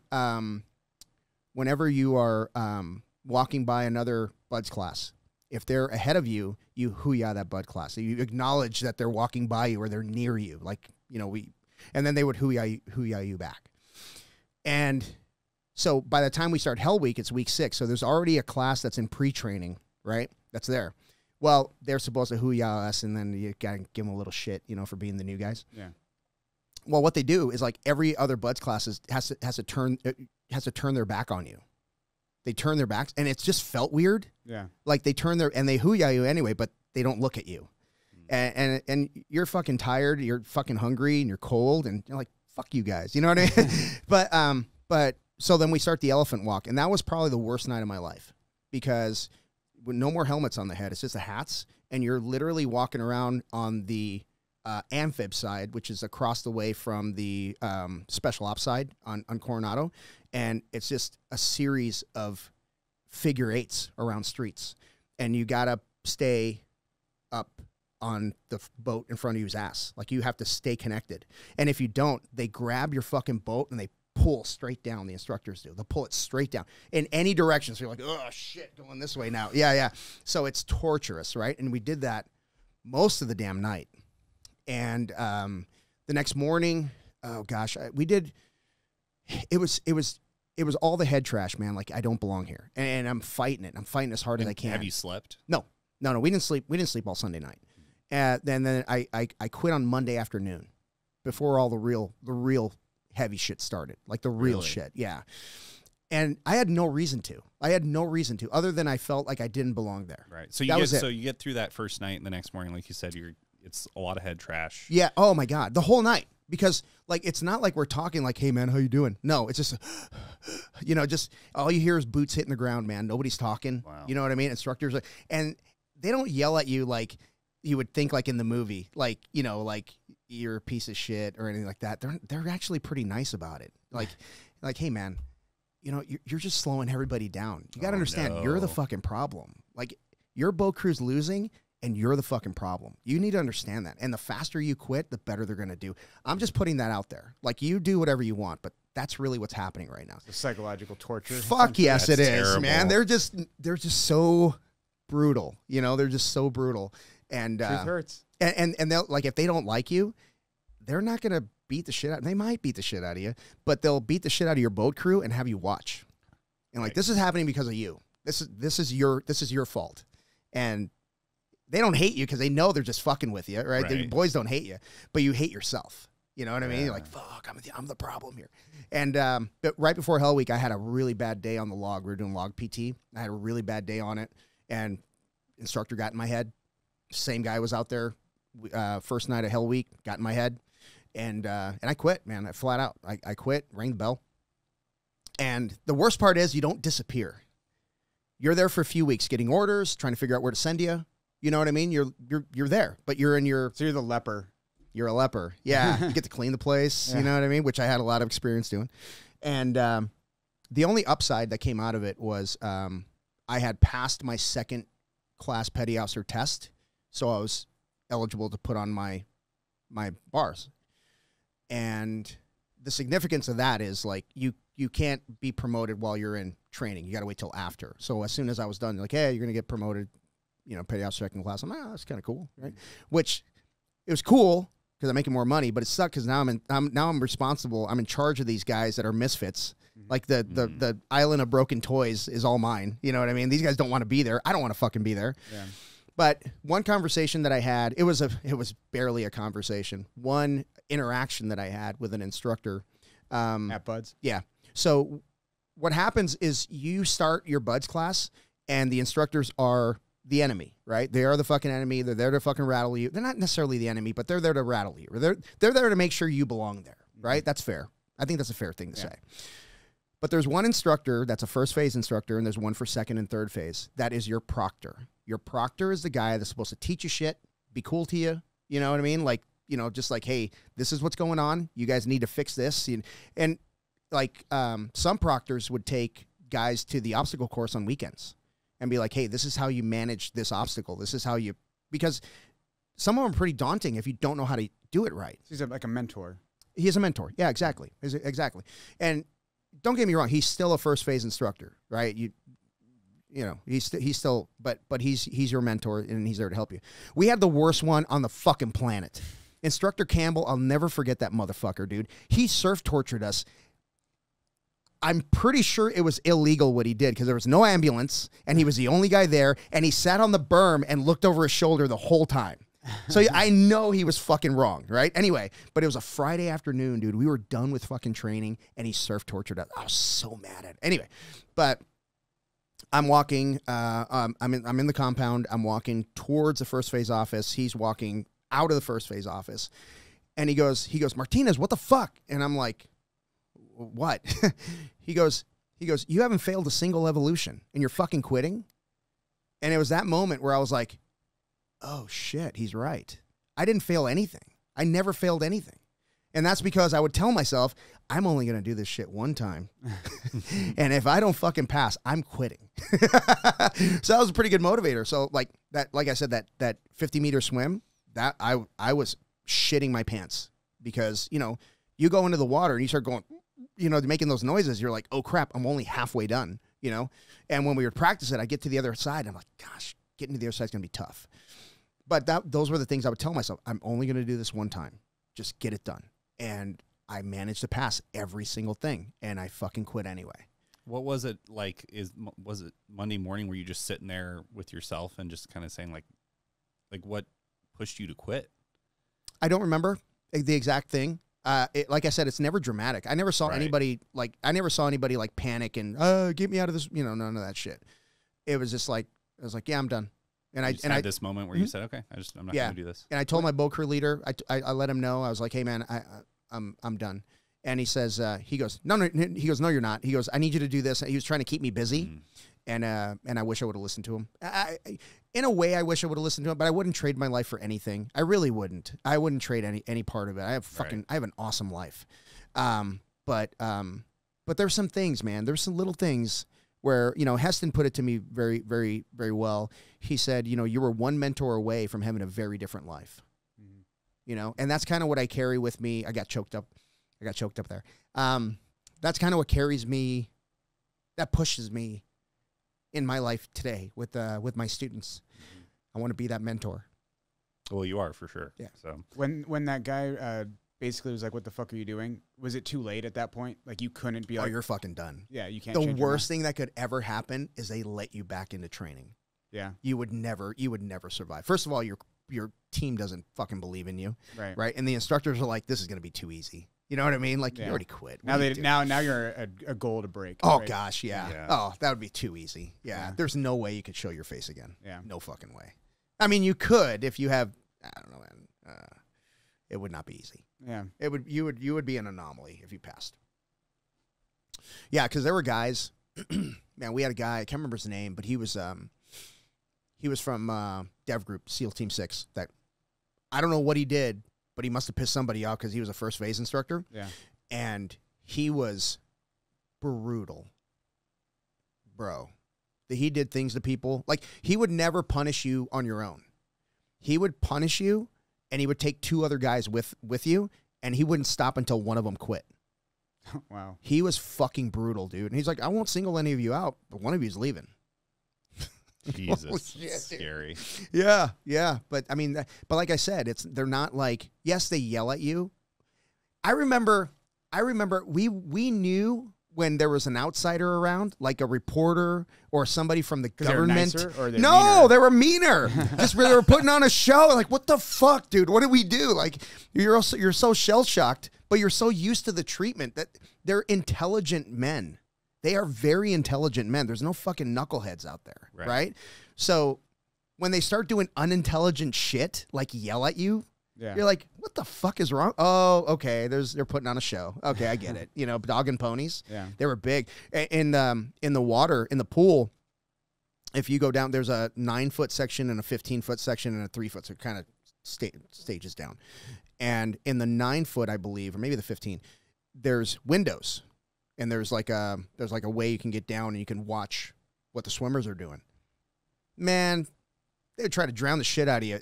You knew when somebody was watching in those windows, like from an outsider, because they would come down and fuck. Yeah. Anyway, they're putting on a show. But yeah. So but anyway, do you remember what you said to him? I was just I couldn't get any words out. Like I didn't even realize I was accomplishing anything. Right. All I knew is I didn't belong there. Right. Isn't that wild? And he kind of like broke the news to you, like, you kind of do belong here. Yeah. Yeah, that's exactly what he was saying in his own Instructor Campbell way. Yeah. Fucking asshole. But yeah, he was I'll never forget that. That conversation will haunt me. Yeah. Yeah. Well, you've done what you set out to do, though, like in terms of, you know, you mentioned like you want to be that mentor for people, and you are to hundreds of people now, like in your academy. Yeah. So that's, you know, you can check that goal off, I think. Yeah. Yeah. Yeah. It's one of those things you won't know about for years, right? Like Right. somebody will come back to you and be like, "Hey, 10 years ago," you know, that'll be cool. Well, I think it happens all. I mean, you and I have had conversations. Yeah. You've been a massive mentor to me, and I think you've had conversations with people in our academy that, you know, I'm sure I would imagine that you've had those conversations. Yeah, yeah, and they're always great. They're always great. Yeah. So like, I'm kind of seeking out the people that don't believe in themselves. You know. Yeah. Yeah. Shit. Sorry. So, do you remember like what it took to kind of let that go? Did you need to let that go? Was that because you mentioned like that conversation haunted you, and then, I mean, everybody when they fail, they carry that failure with them until they just learn to let it go. Do you remember what? I was in my 40s. You carried it till you were in your 40s. Yeah. Yeah. What happened? If I might ask.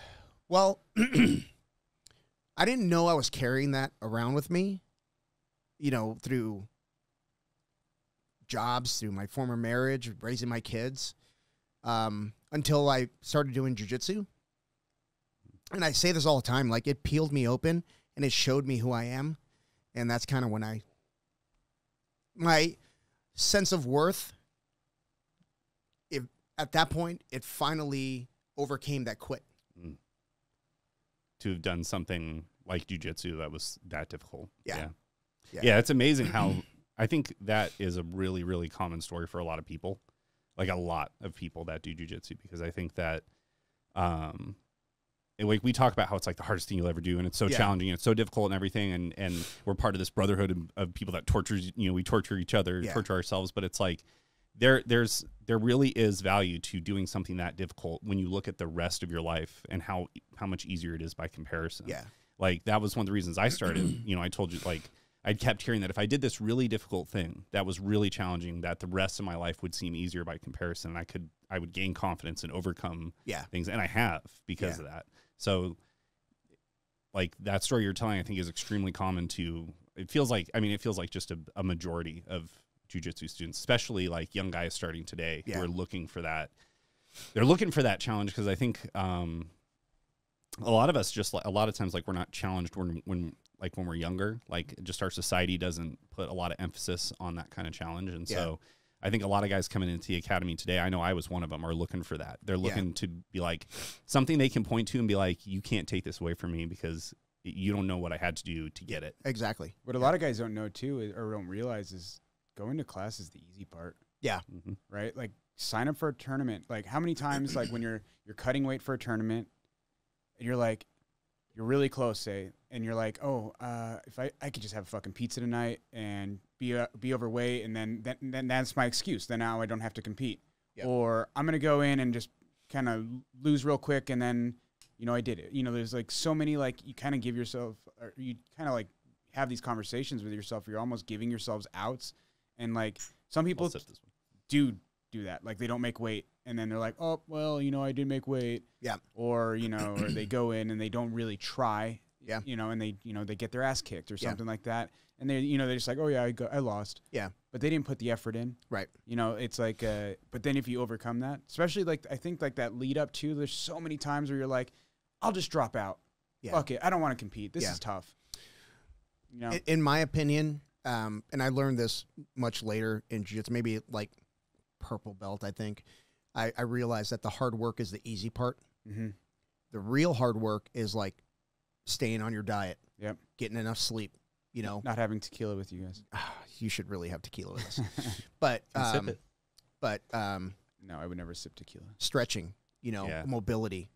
That's the hard work. If you can manage to do that, I think you'll be a lot farther than most people, because getting in there and grinding, fuck yeah, man. That's the fun part. Yeah. That's the fun part. The shitty part is like, I have to eat chicken breast today. Yeah. Or, you know what I mean? I have to keep, I'm only having, 1,500 calories. But that's like all like the mental part, right? Yeah. That mental part. Because there's no reason you have to do that. No.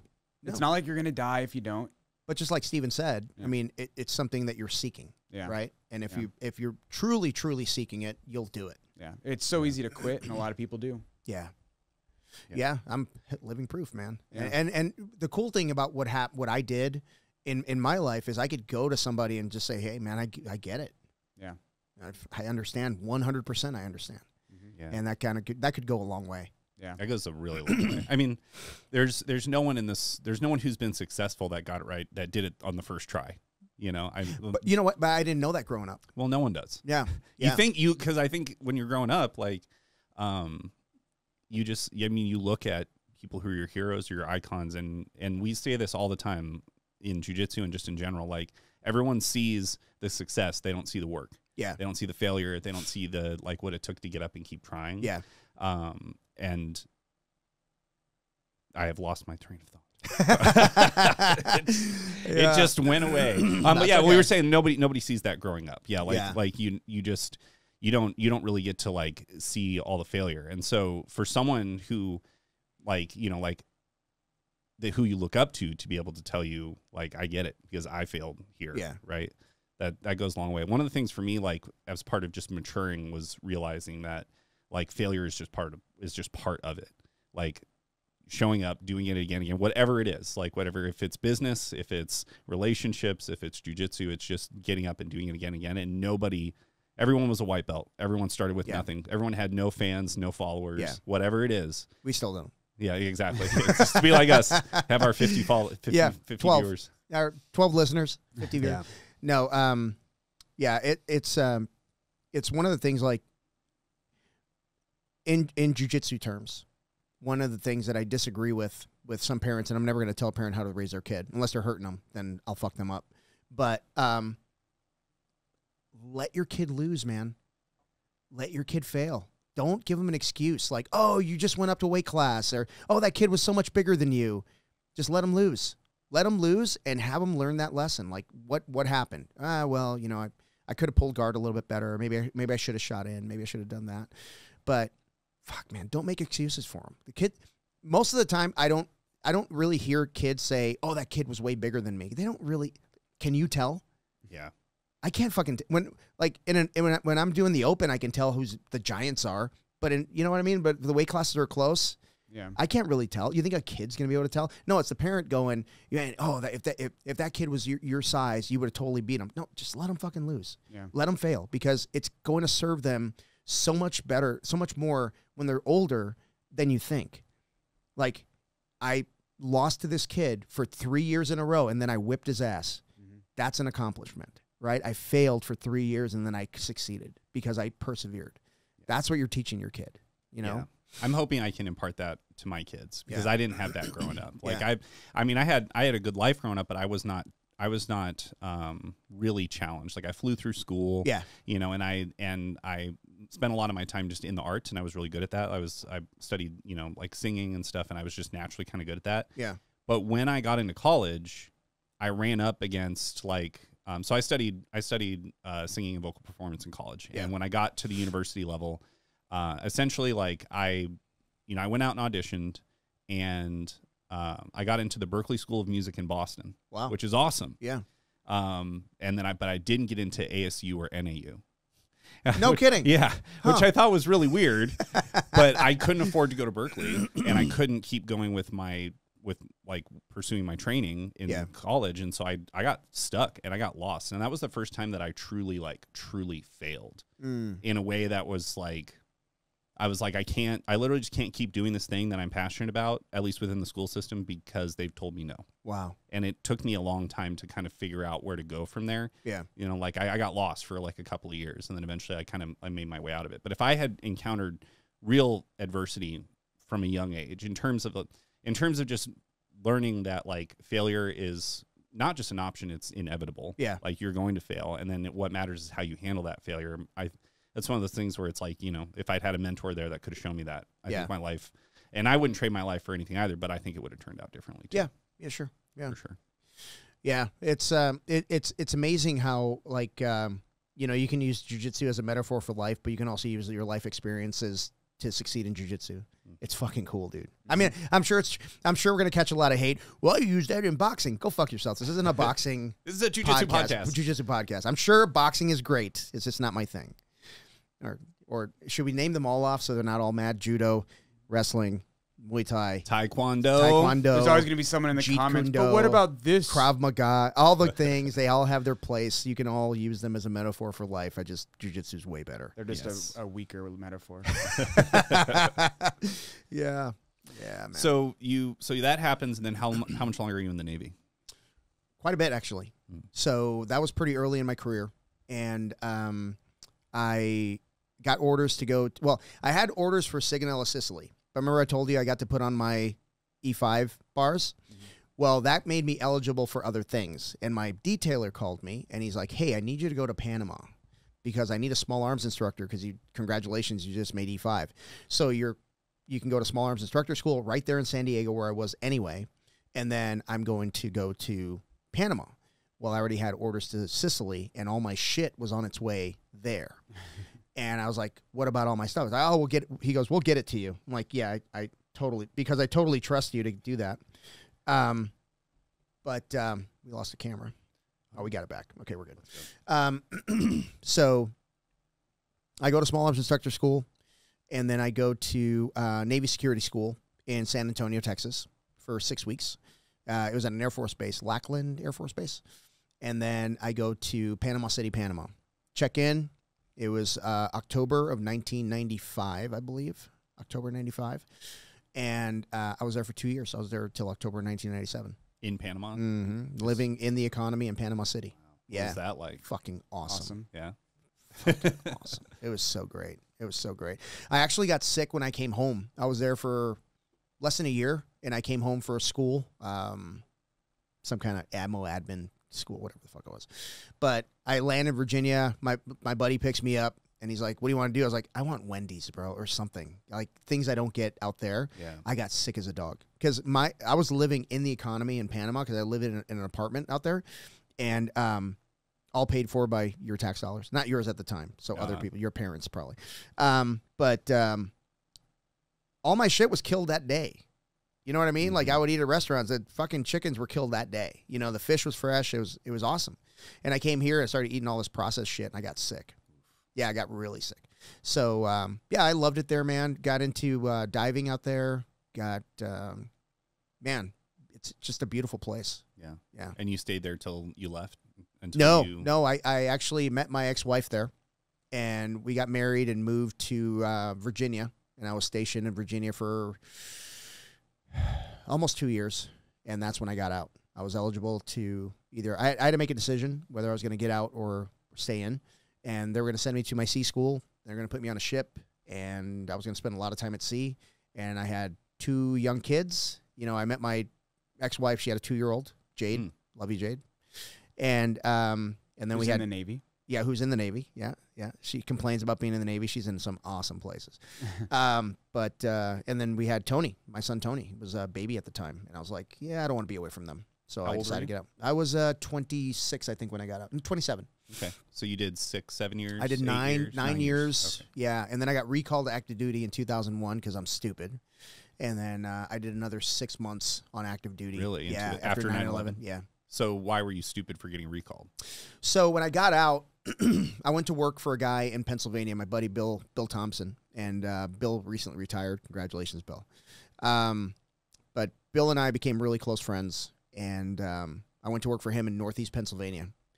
And while I was in Northeast Pennsylvania, a recruiter hit me up, and he was like, "Hey, you know, I heard you recently got out, and you know, blah blah." I'm like, "Yeah, you know, I'm trying to figure this civilian shit out, man. I don't want to do it." And that was 2000. And I was like, and he kept calling, you know, he would call me every couple months and, hey, I got this, I got that. And I didn't want to go and join the reserves and then go play cards on a weekend with people I don't know. You know what I mean? Like, if we're not doing anything, I don't want to do it. And then he called me up and he goes, okay, this is the last time I'm going to call you. He said, but I have an armorer position for a CB unit and it's like an hour away from your house. That sounds pretty cool. I don't know, like big trucks and shit, right?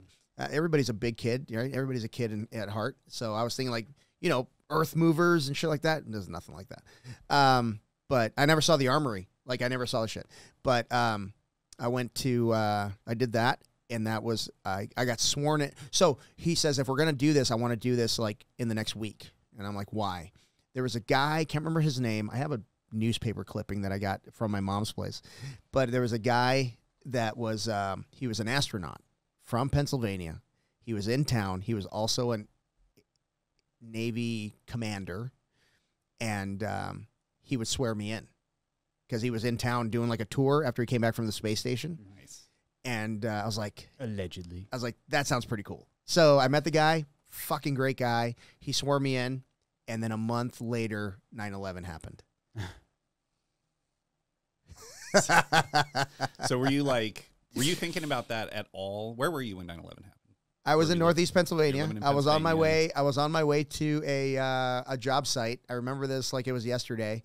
And yeah, I was on Highway 80, I think, and my Nokia cell phone, those fucking pieces of shit. The bricks. Yeah, so it rang. So I took my little antenna, put it up, right? I'm not kidding, man. We're in the mountains. Right. So it's my ex-wife, and she's like, hey, something's going on in New York, and the plane hit a building. She said, I don't know what's going on, but I think like people saying we're being attacked. And I was like, well, okay. I was like, is there anything nuclear happening? She's like, no. I'm like, okay, I think we're going to be all right, you know? Yeah. And then I get to the job site, and everything's shut down. Everybody's face is in the TV. We went across the way to a place called the Swiftwater Inn. It was a Swiftwater, Pennsylvania. The Swifty, the old Swifty. We went there as a bar, and my boss is like, you guys go home if you want. And I'm like, I kind of want to see what's going on. And that's when the second plane hit. Wow. Yeah, so we were just stunned. We were like, what the fuck, dude? Because at the time, no one was really saying it was a terrorist attack. Plane hit the tower, right? Yeah. And then the second plane hits. Like, okay, this is coordinated, right? And then the thing in what's it, Pennsylvania, where the plane went down, 95 or what it was, and then the allegedly the Pentagon got hit. Just saying. The most watched place doesn't have any film of this. Anyway, whatever. I remember watching the first tower get hit, and I remember like I was a freshman in high school. Yeah. And I remember it was like literally coming out to like the kitchen table, and it was like on the TV. Yeah. And like, it was on replay. And I was just like, I didn't have any frame of reference. So to me, it looked like just like a small like 2-person plane like, hit a building, and you're like, yeah. Huh. You'd never been to New York before. What, were they drunk? Like, right. Yeah. Like, that's unfortunate. But you're thinking like, oh, someone's in trouble. Yeah. You know what I mean? Yeah. Well, I mean, they're dead. Yeah. Yeah. But yeah, I remember thinking that like, oh, that sucks. Yeah. And then, everyone's like it was all over the radio, like on the bus. And like, that's all everyone was doing in classes. Like, yeah. So I at the time I worked for a guy named Dwayne Smith, because Bill had left. Bill had moved away. And Dwayne calls me, and he's like, hey, man, is there any chance you're going to get, like, called up for this shit? And I said, I'm too new. Like, I just joined the reserves. Like, I'm way too new. I said, I don't think so. I think I'll be okay. Like, if there's, like, a unit that's going to leave, they've got to be, like, put together, right? They got to be, like, I don't know, ready? Unit. Yeah, ready. I didn't even have uniforms. Like, I got rid of all my shit, dude. I didn't have uniforms, nothing. I didn't even have an ID card yet. And sure shit, man. It was December 6th of 2001. I get a phone call. It was the chief of that fucking place. And he's like, hey, man, you're under UCMJ. You need to report tomorrow. I'm like, okay, what does that mean? He goes, I don't know. Yeah. Like, awesome. Yeah, that was a Thursday he called me. I reported Friday. I was on a plane on Monday going to Biloxi, Mississippi, to the CB place and for training. And we still had no idea where we were going to go after. No one had any idea. So I'm asking the question, right? Because, fuck, what do I got to lose? I'm like, hey, where are we going to go? And one dude, he was an old guy. He says, well, we're at war and you build things. Where the fuck do you think you're going to go? I'm like, oh, no. To the desert. Well, at the time, it was just Afghanistan, right? Yeah. So, I mean, it was just, Iraq wasn't even a thing yet. So that wasn't until, like, what, 2003 or something like that? Yeah. Yeah, so. All of the 2000s. All of the 2000s, yeah. That's basically it, right? Yeah. So we ended up doing security duty, like, in Harrisburg, Pennsylvania. It was like a supply depot. So for 6 months, and then they're like, okay, go home. Okay. Right. So the whole time you're like, we might get shipped to Afghanistan. We had no don't know idea. where we're going. So there's a ranger that I train with. our former ranger, and he mentioned that, like, when that whole thing was going down, he said, he's like, no one had any idea where we were going, what was happening. We were just, he's like, we were sitting there with all our shit packed, ready to go for like 2 weeks. Yeah. Just like waiting for orders. Well, if you look at like what the special operations groups were, like they didn't even talk to each other. Like even like within like even the SEAL teams, like they had their, you know, they had their Middle East guys, and then they had their Southeast Asia guys, they had the South America guys, and they never worked together. Like they never shared anything. And now it's like, you know, they have one place where everybody gets trained and all that shit.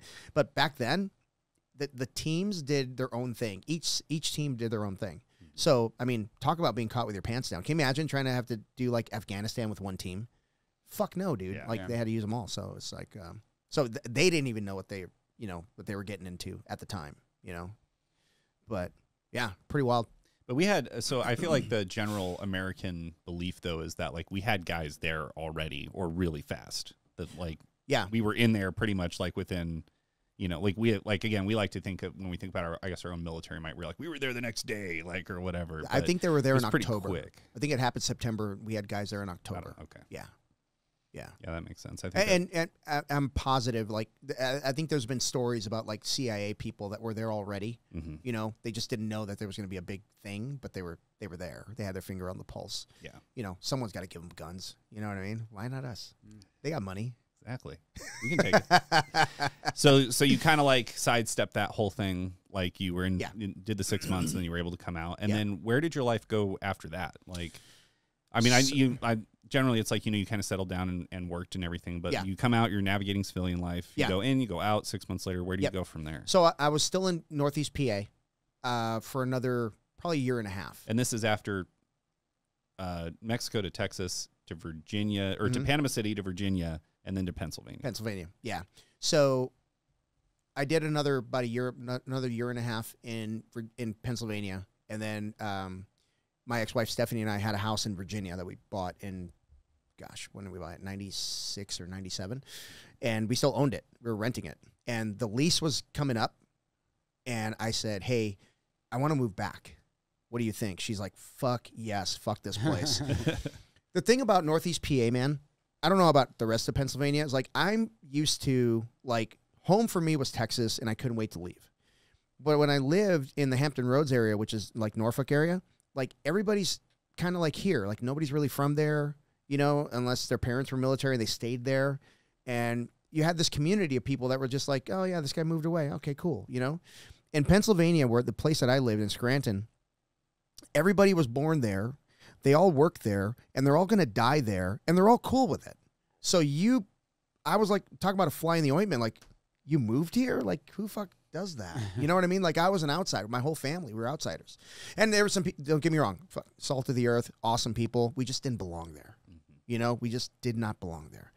Not the most cultured folks in the world, you know? So anyway, so we moved back to Virginia, there for 3 years. And this whole time, my friend Bill, the guy, Bill Thompson, he's calling me. He's like, man, you got to come out to the desert. He had moved here to Arizona. So he'd moved to Arizona. Yeah. He's like, I need a sales guy. I need you, because I was still a technician. I wanted to get into sales, and he knew it. And at the time, I was doing this super stressful job that completely sucked. I was not very good at it. Like, it was project management. I am not a project manager. I promise you, I am not. But I was working 7 days a week. I was like, you know, it was awful. It was an awful job. It was an awful position for me. So in a moment of weakness, Bill calls me and he goes, hey, I'm going to fly you out just so you can check this place out. I'm like, yeah, cool. So in November 2005, I fly out here. And I do just maybe 4 days. And we played golf. You know, we went by the water, Saguaro Lake. November, you said? Yeah. Yeah, that's the best time to be here. Fuck yeah. Bill did it right. Bill did it right. He got you at the most optimal time. He did it right. So we went on a hike.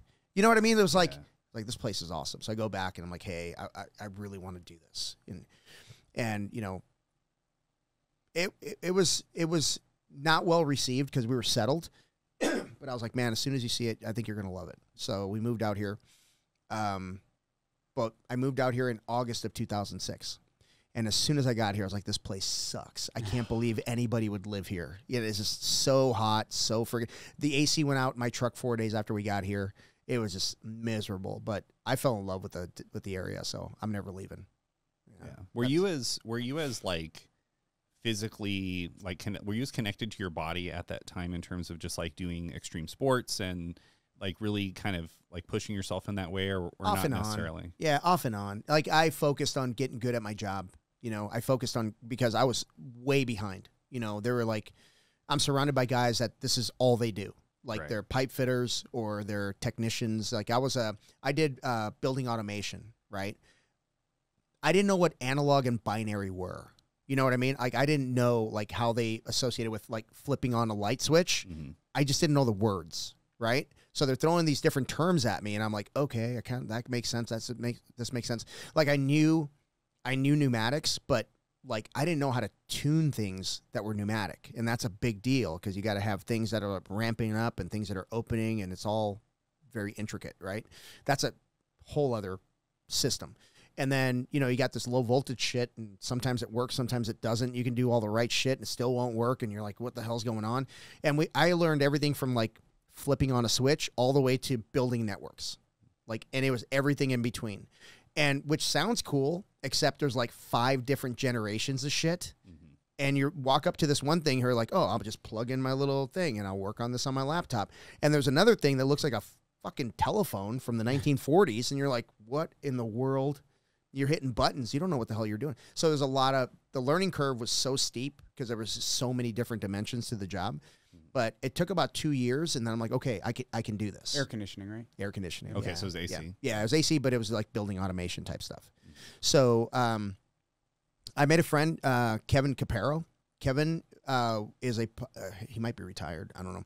But he was a pipe fitter, union guy. And I was sitting in the office just doing modules, like onboarding shit. And he goes, what are you doing? I was like, I don't know. It's fucking computer stuff. And he goes, hey, Bill, I'm taking the new guy. And Bill's like, yeah, all right. So I rode with Kevin for a few weeks. Nice. And he treated me like he would an apprentice, which is not good. Like I did all his paperwork. I cleaned his truck.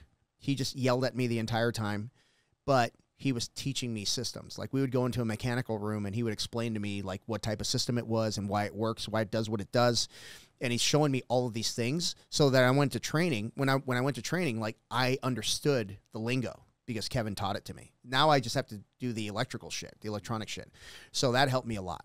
So Kevin was one of my mentors. Another mentor. Yeah, but he would, like I would walk across the mechanical room and then you would just hear it in the corner, get your fucking hands out of your pockets. I'm like, ah, shit, Kevin's watching. All right, cool, man. Yeah, but he was tough, but I owe him a lot. Yeah. Yeah. And then you stayed in AC and AC industry pretty much up until you started the academy? Yes. That was 13. Well, let's see. You were 20, you were 30 around then? Well, 2006 is when I started sales. Okay. Yeah. So when I was 27, I started in the AC business. Okay. Wow. Yeah. So you stayed there for 13 years then? Yeah. So funny story. No. 23 years. 23 years. Yeah. So funny story. I'm on my way to meet with Bill Thompson. He flew out to Virginia to interview me. And I'm going to his the hotel that he's staying at. We're going to have a little conference room. And I pull over and I call my buddy. And I'm like, hey, I'm on my way to interview with an HVAC company. He's like, yeah. I was like, what does that stand for? He's like, are you fucking kidding me? I was like, no. He goes, okay, write this down. And he tells me like what it stands for and like what they do. And I was like, okay, got it. And I basically went into the interview. I got Bill to talk about himself for an hour and I got the job. What does HVAC stand for? Heating, ventilation, and air conditioning. Yeah, see that? I didn't know that shit. So, yeah, and I was going there for an interview. So, so I had job offers across the country, mostly management positions. Thank God I didn't get those because I think I landed at the right spot. Yeah. Yeah. So you settle in and you're out here, and so that's probably the longest. I mean, sounds like the longest. This is the longest place. Yeah, the longest. Yeah. Yeah, this house actually is the longest period of stability in my life. Really? Mm-hmm. About in 2012. 2012. Mm-hmm. So you're doing that. When did the extreme sports start? Like I kind of say extreme, like sports, the long distance shit. The long distance, and then also just like the mental toughness, right? So like you're, like obviously you like to. I don't know. I wouldn't. I guess I wouldn't. I don't know if it's accurate to say you like to torture yourself, but you're in with this crowd of us that we like a certain level of intensity and we pursue a certain level of. We pursue that intensity. When did that start for you? Well, I did a lot did a lot of that in the military. Like I did a lot of running and, you know, lifting and stuff like that. So I always had that kind of background. Wasn't much of an athlete, but I was fortunate because I never really got like overuse injuries. So I could keep doing shit. And I'm really good at doing like mundane tasks. Like I can handle those. They don't mess with me. So riding a bike for 7 hours, like, okay, cool. You know, it doesn't matter. You know, running, you know, 26 miles. Okay, whatever. Like yes, it's boring. But once you condition yourself to do it, it's pretty easy. You know, you're not, I've done several triathlons and I wasn't in better shape during my full triathlon than I was when I did a half Ironman. My full Ironman versus my half Ironman. I wasn't in better shape. It's just more conditioned. Yeah. Just to take that beating. And like, I enjoy doing things that most people won't do. I don't know if that makes any sense, but most people don't want to be because they won't, or yeah, because they won't. Not, and it's not like I want to be a garbage man, and most people don't want to be a garbage man. Like I get that. Like okay, that's good rebuttal, but most people means like getting up at 4 a.m. to do a 6-hour bike ride. Most people don't want to do that shit. I don't want to do that shit, but I still do it. I mean, back then I did it, but I don't do it anymore. So I did triathlon for a while. I quit triathlon. When did you start triathlon? I think I did my first one in like 2007, and that was it was a sprint triathlon. They called it the PBR sprint. It was Pabst Blue Ribbon. And at the last stretch of the run, there's people handing you PBRs. Yep. So you're trying to drink them, you're spitting them up because they're just yeah. But then they had a big slip and slide at the end. You would dive into it. I think Lance Armstrong did that one time. It's a mountain bike triathlon, and you know who? A friend of mine actually finished 20 minutes behind him. Huh. He was second. Nice. My buddy was second. Lance was like way ahead of everybody. But that's when.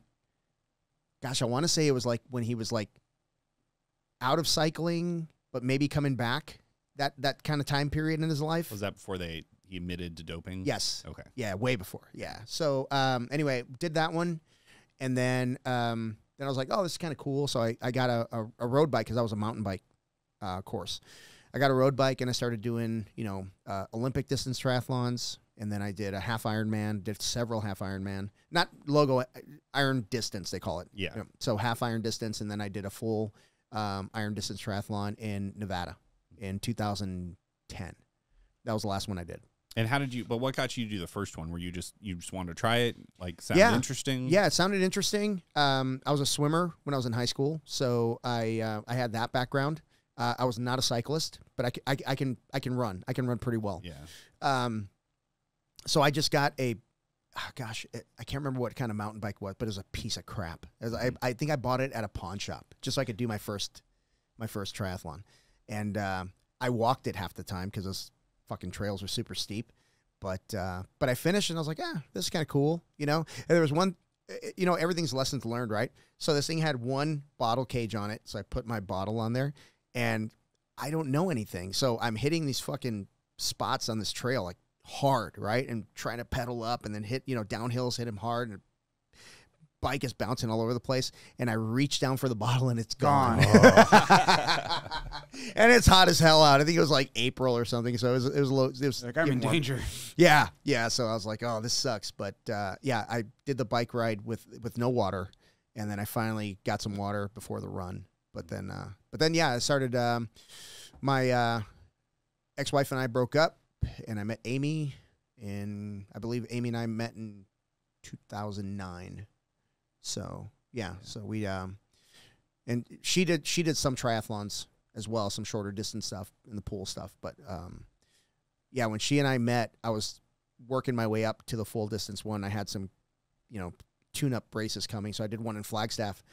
It was the Mountain Man half distance, and she and I had been dating for about maybe 2 months, and I said, hey, I'm going to Flagstaff for this triathlon. Do you want to come? And she's like, yeah, I'd love to. I'm like, are you out of your fucking mind? Like, you barely know me. You're going to go to Flags.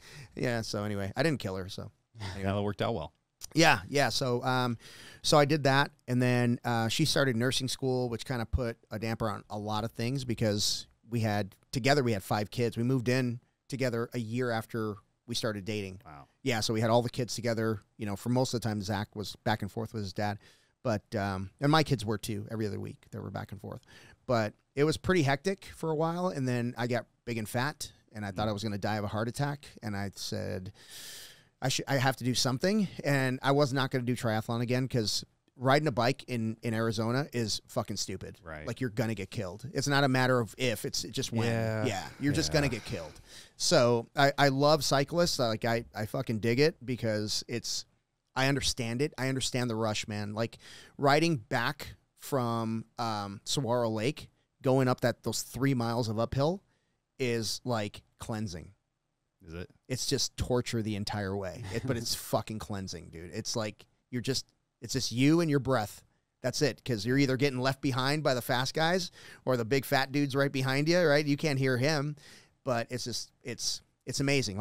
But as you're riding downhill, there's a guy with a fucking boat that doesn't give a shit about your life flying right by you. And there's no shoulder. And he's probably drunk. He's probably drunk. Yeah. There's no shoulder. And you just kind of cringe, just like, oh, okay, got away with another one. Yeah. But, you know, my brother's a paramedic. He's been a paramedic for like 30 years. And he says, like, if you're riding, like, at night or early in the morning, they're going to hit you and leave you. Like, they're not going to stop. Yep. Yeah. And, you know, I actually met a guy today. He just randomly started talking to me. I was out at the golf course, and I got there a little early. And I was sitting outside, and he's just starts yapping with me, and cool conversation, cool dude. And he says, I just got back. I was gone for 7 months. I'm like, oh, where'd you go? He goes, well, I got hit on my e-bike. And he ended up at a skilled nursing facility, but he went to Pittsburgh so that his sister could take care of him and help him rehab. But, I mean, he's in his... Gosh, I bet the guy's in his late 60s. Yeah. And he got fucked up. Is it here that he got hit, yeah, you said? Yeah, he got hit here. So I understand, like, the allure of cycling, but to me, it's not worth it. I mean, yeah. So you did that for a bit, and then things just, like, life got hectic, and you got overweight. Yeah. And you mentioned that you thought you were going to have a heart attack. So Yep. what happened? Like, what was that moment for you? So at that moment, I'm like, I remember being really disappointed in myself. How old were you? Oh shit, man. I was in my late 30s, maybe 40, maybe yeah, somewhere around there. And Amy was going to school. I've said this story a lot of time, plenty of times, but Amy was going to school with a guy that was Blue Belt, Gracie, Arizona Blue Belt. And he wouldn't shut the fuck up about jiu-jitsu. He just kept talking about it. Typical. And, yeah, typical jiu-jitsu It works. guy. Yeah, it works.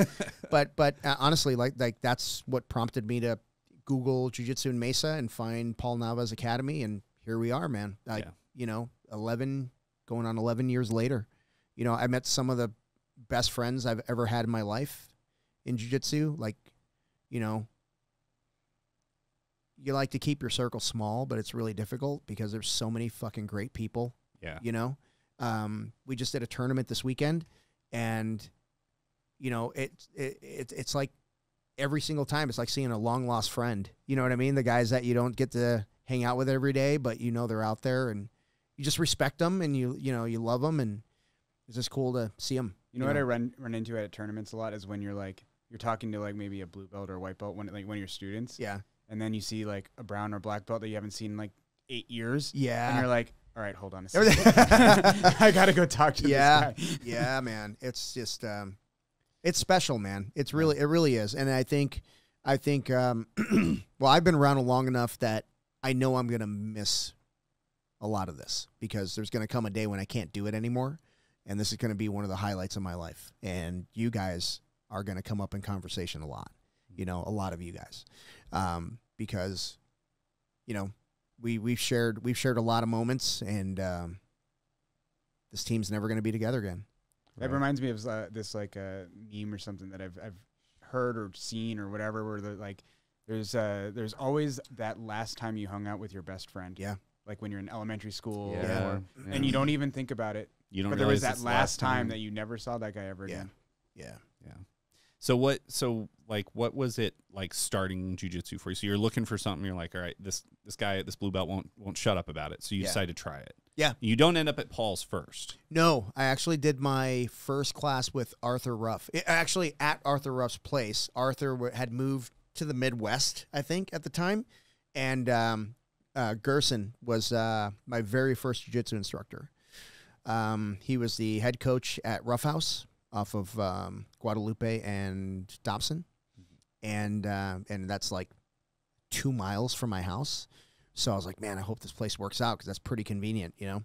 And I did 2 classes there. Wasn't really, it's not that I wasn't impressed. It was a very good class. But, you know, I wanted to try other places, right? Yeah. I wanted to make sure I made an informed decision. And so I went to Paul's, and the first thing Paul did was give me a loaner gi. And he's like, you know, you're going to train for a couple weeks, and then we'll talk. And 3 days in, I'm like, hey, sign me up. He's like, nice. Wait till the end of the week. End of the week, I'm like, hey, sign me up. And then 2 months later, I'm like, hey, sign my whole family up. I signed everybody up. And so we all trained together for a while. Kids got out of it, you know, because they were teenagers. You know, it's hard to get teens to, you know, they're very self-conscious first off, right? And so I kind of understood why they didn't want to put themselves out there too much. But I stuck with it. Amy stuck with it. And I started coaching when I was a blue belt. I was coaching kids classes. And then at purple belt, I made a huge mistake and took another position with a different company. And my boss at the time, he disguised himself very well during the interview process because I really judge people by their values, you know? And he had this, how should I put it? He had a good representative that I met with several times, you know? Yeah. And then when I got to know him, I'm like, this guy's a fucking asshole. This guy is not, our values definitely don't align. And, but I was in, and I had already quit my other job, and I couldn't go back. So, you know, he was one of those guys that, you know, if you have a good salesperson, just let him eat. Just let him do his thing, right. You know, or her. Let her do their thing. Don't try to rein them in. Well, he would call me at 4:30 in the afternoon and be like, hey, where are you? I'm grown ass. What do you mean, where am I? I'm working. He's like, well, I need you here. I'm like, dude, it was I-17 and Dunlap. Why would I go there ever? Yeah. Why would I go there ever? So he's like, yeah, I just need you here. And he just wanted to BS. He's like an old school guy, you know, kick the feet up and just chat. I'm like, I have no time for this. Yeah. Like, I've got too many responsibilities. But he did that way too often, and my kids' class was at 5. So I had to go to Paul and be like, hey, man, I'm sorry, but I got to find a different spot. Paul's like, perfect. I need a morning guy. I'm like, what? Awesome. I was dreading the conversation. Yeah. So, yeah. So I started doing the morning classes because of that job, teaching adults, and that kind of springboarded me into believing in myself enough to open up my own academy. Doing the 6 a.m. classes? Yeah, 6 a.m. What was it about? We started with 3 people, and we ended with 35. Wow. Yeah. And you built that? I'm not going to say I built it. Yeah, but you were the instructor. Yeah, I was the instructor, and I was surrounded by some amazing people who just supported me. Yeah. I'm telling you, man, those guys, like, I can name a few of them, but I'd hate to leave anybody out because when the very first picture we took, I think it was me, Angel, maybe Brendan Coronel. Mm-hmm. I think it was just the 3 of us. That was my very first 6 a.m. class. Yeah. And then it just grew from there. Got some white belts in there, got some blue belts in there. I would go into the evening classes, beat the shit out of people, be like, hey, we're working on that exact thing in the morning. I'm just saying, if you want to come by. And they would come in. So, yeah, so we would grow that. We grew that 6 a.m. class, and it was really special, man. When I left and we did our last class, it was like 35 or 36 people on the mat. We took a big picture, and it was bittersweet, but yeah. You left from there to open AEM. Yeah. So you got to black belt really fast, though. I did. 6 years, right? Yeah, just shy of 7. Just shy of 7. Average is 10. I hate to say the average is 10, but that's usually what you hear people saying 10, 11 years before they get their black belt. I'm sure people have got it faster than me. You know what I mean? Like, I'm not, whatever. But I never took a day off. I never had another hobby. Like, I'm not a very well-rounded person after 40. Like, this is all I do. I'm sorry, I'm cussing a lot. But this is your show. Yeah. But this is all I do. Like, and I always looked for you know, you can't help but measure yourself against a person next to you because that's all the reference you have, right? So I would get work by, you know, somebody in class, and then I'm like, okay, what are they not doing? What can I do to close that gap between me and them? So what I noticed, we were extremely competitive school. We were, dude, I mean, we would bring like, we took 27 people to San Jose. Like just to do a tournament. Out of state. Dude, we had so many people in Vegas. It was a no-brainer we were going to win it. Like, we have too many people that we're not going to lose. And local schools didn't bring as many people as we brought to Vegas. Like, we were very, very competitive. And locally, like, I think the only school that really competed against our, like, if we just go school, like academy, it was GD. And we were part of GD at the time. So we would smoke everybody. I forget the question. What was the question? I was just asking about like getting to black belt in 6 years. In 6-7 years. So like, closing that gap. Yeah, you're talking about closing the gap. So closing the gap. So I would look at people, what they were doing, because we were very competitive, and we had competitors that would go out and train really hard, compete, and then take a month off. And I thought, well, what if I show up on Monday, right? Because some people took a week off, some people took 2, some people took a month. So what if I show up on Monday and start training right away? I can close that gap on that next person. And that's exactly what happened. Like, I would show up, they wouldn't, and then they come back to train, and then they would try to do the shit that we were learning, you know, a month ago. And I'm like, oh, that's cute. You still think that works. So that's basically how I got promoted. Like, I didn't think like, you know, I didn't go to Paul and be like, hey, I'm up for my brown belt. Yeah, no, I was too scared. No way. I'm not going to do that. So I would just, you know, go and I would work my butt off, and I would just make sure that there was no denying that I'm ready. Yeah, but you were also training twice a day minimum, right? At least. You were training at 6 a.m. and then you would work all day and do the 7 p.m. Yeah, right? yeah. So I would teach at 6 a.m. and then I would work all day, and then I was teaching the 6 p.m. I was helping, and then I would train at 7. Yeah. So, and that was 5 days a week, if not 6. And if you're going to do that, you got to be married to an awesome person. Yeah. Because that's not something people will support. Because there was a lot of times I left a lot of things undone so that I could do jiu-jitsu. Like, I would be at Worlds, and that would be going through my brain in the bullpen. Not the bullpen, but like the warm-up area. Like, you've neglected a lot of important shit to be here. You better fucking win. Yeah. You know? And that's why it hurts so much when I don't. You know? Because there's a lot of things that Amy would rather me do than what I was doing. And I didn't, just so I could do that. Yeah. So what was it about jiu-jitsu that, like, you know, you'd done triathlon, you'd been in the Navy, you'd done all these things. Like, what was it about jiu-jitsu that hooked you and then kept you the way that it has? So when I did triathlon, it was very much an individual sport, right? Individual sport, but you train with people, so you got a couple people like in your corner. Mm-hmm. But jiu-jitsu is like, yes, it's individual, but you love your team so much that you don't want to let them down. You know what I mean? Mm-hmm. There's a big difference, right? You literally can't get better at jiu-jitsu, though, without your team. 100%. Yeah. 100%. And am I going to be like, okay, so I'm going to waste 3 months of Tojo's time that he helped me prepare for this tournament just to go in and lay an egg, or just, it's okay to lose. You know what I mean? Nah, no way. You know, I could name 7 projects in this house that have been left undone so that I can do jiu-jitsu. Yeah.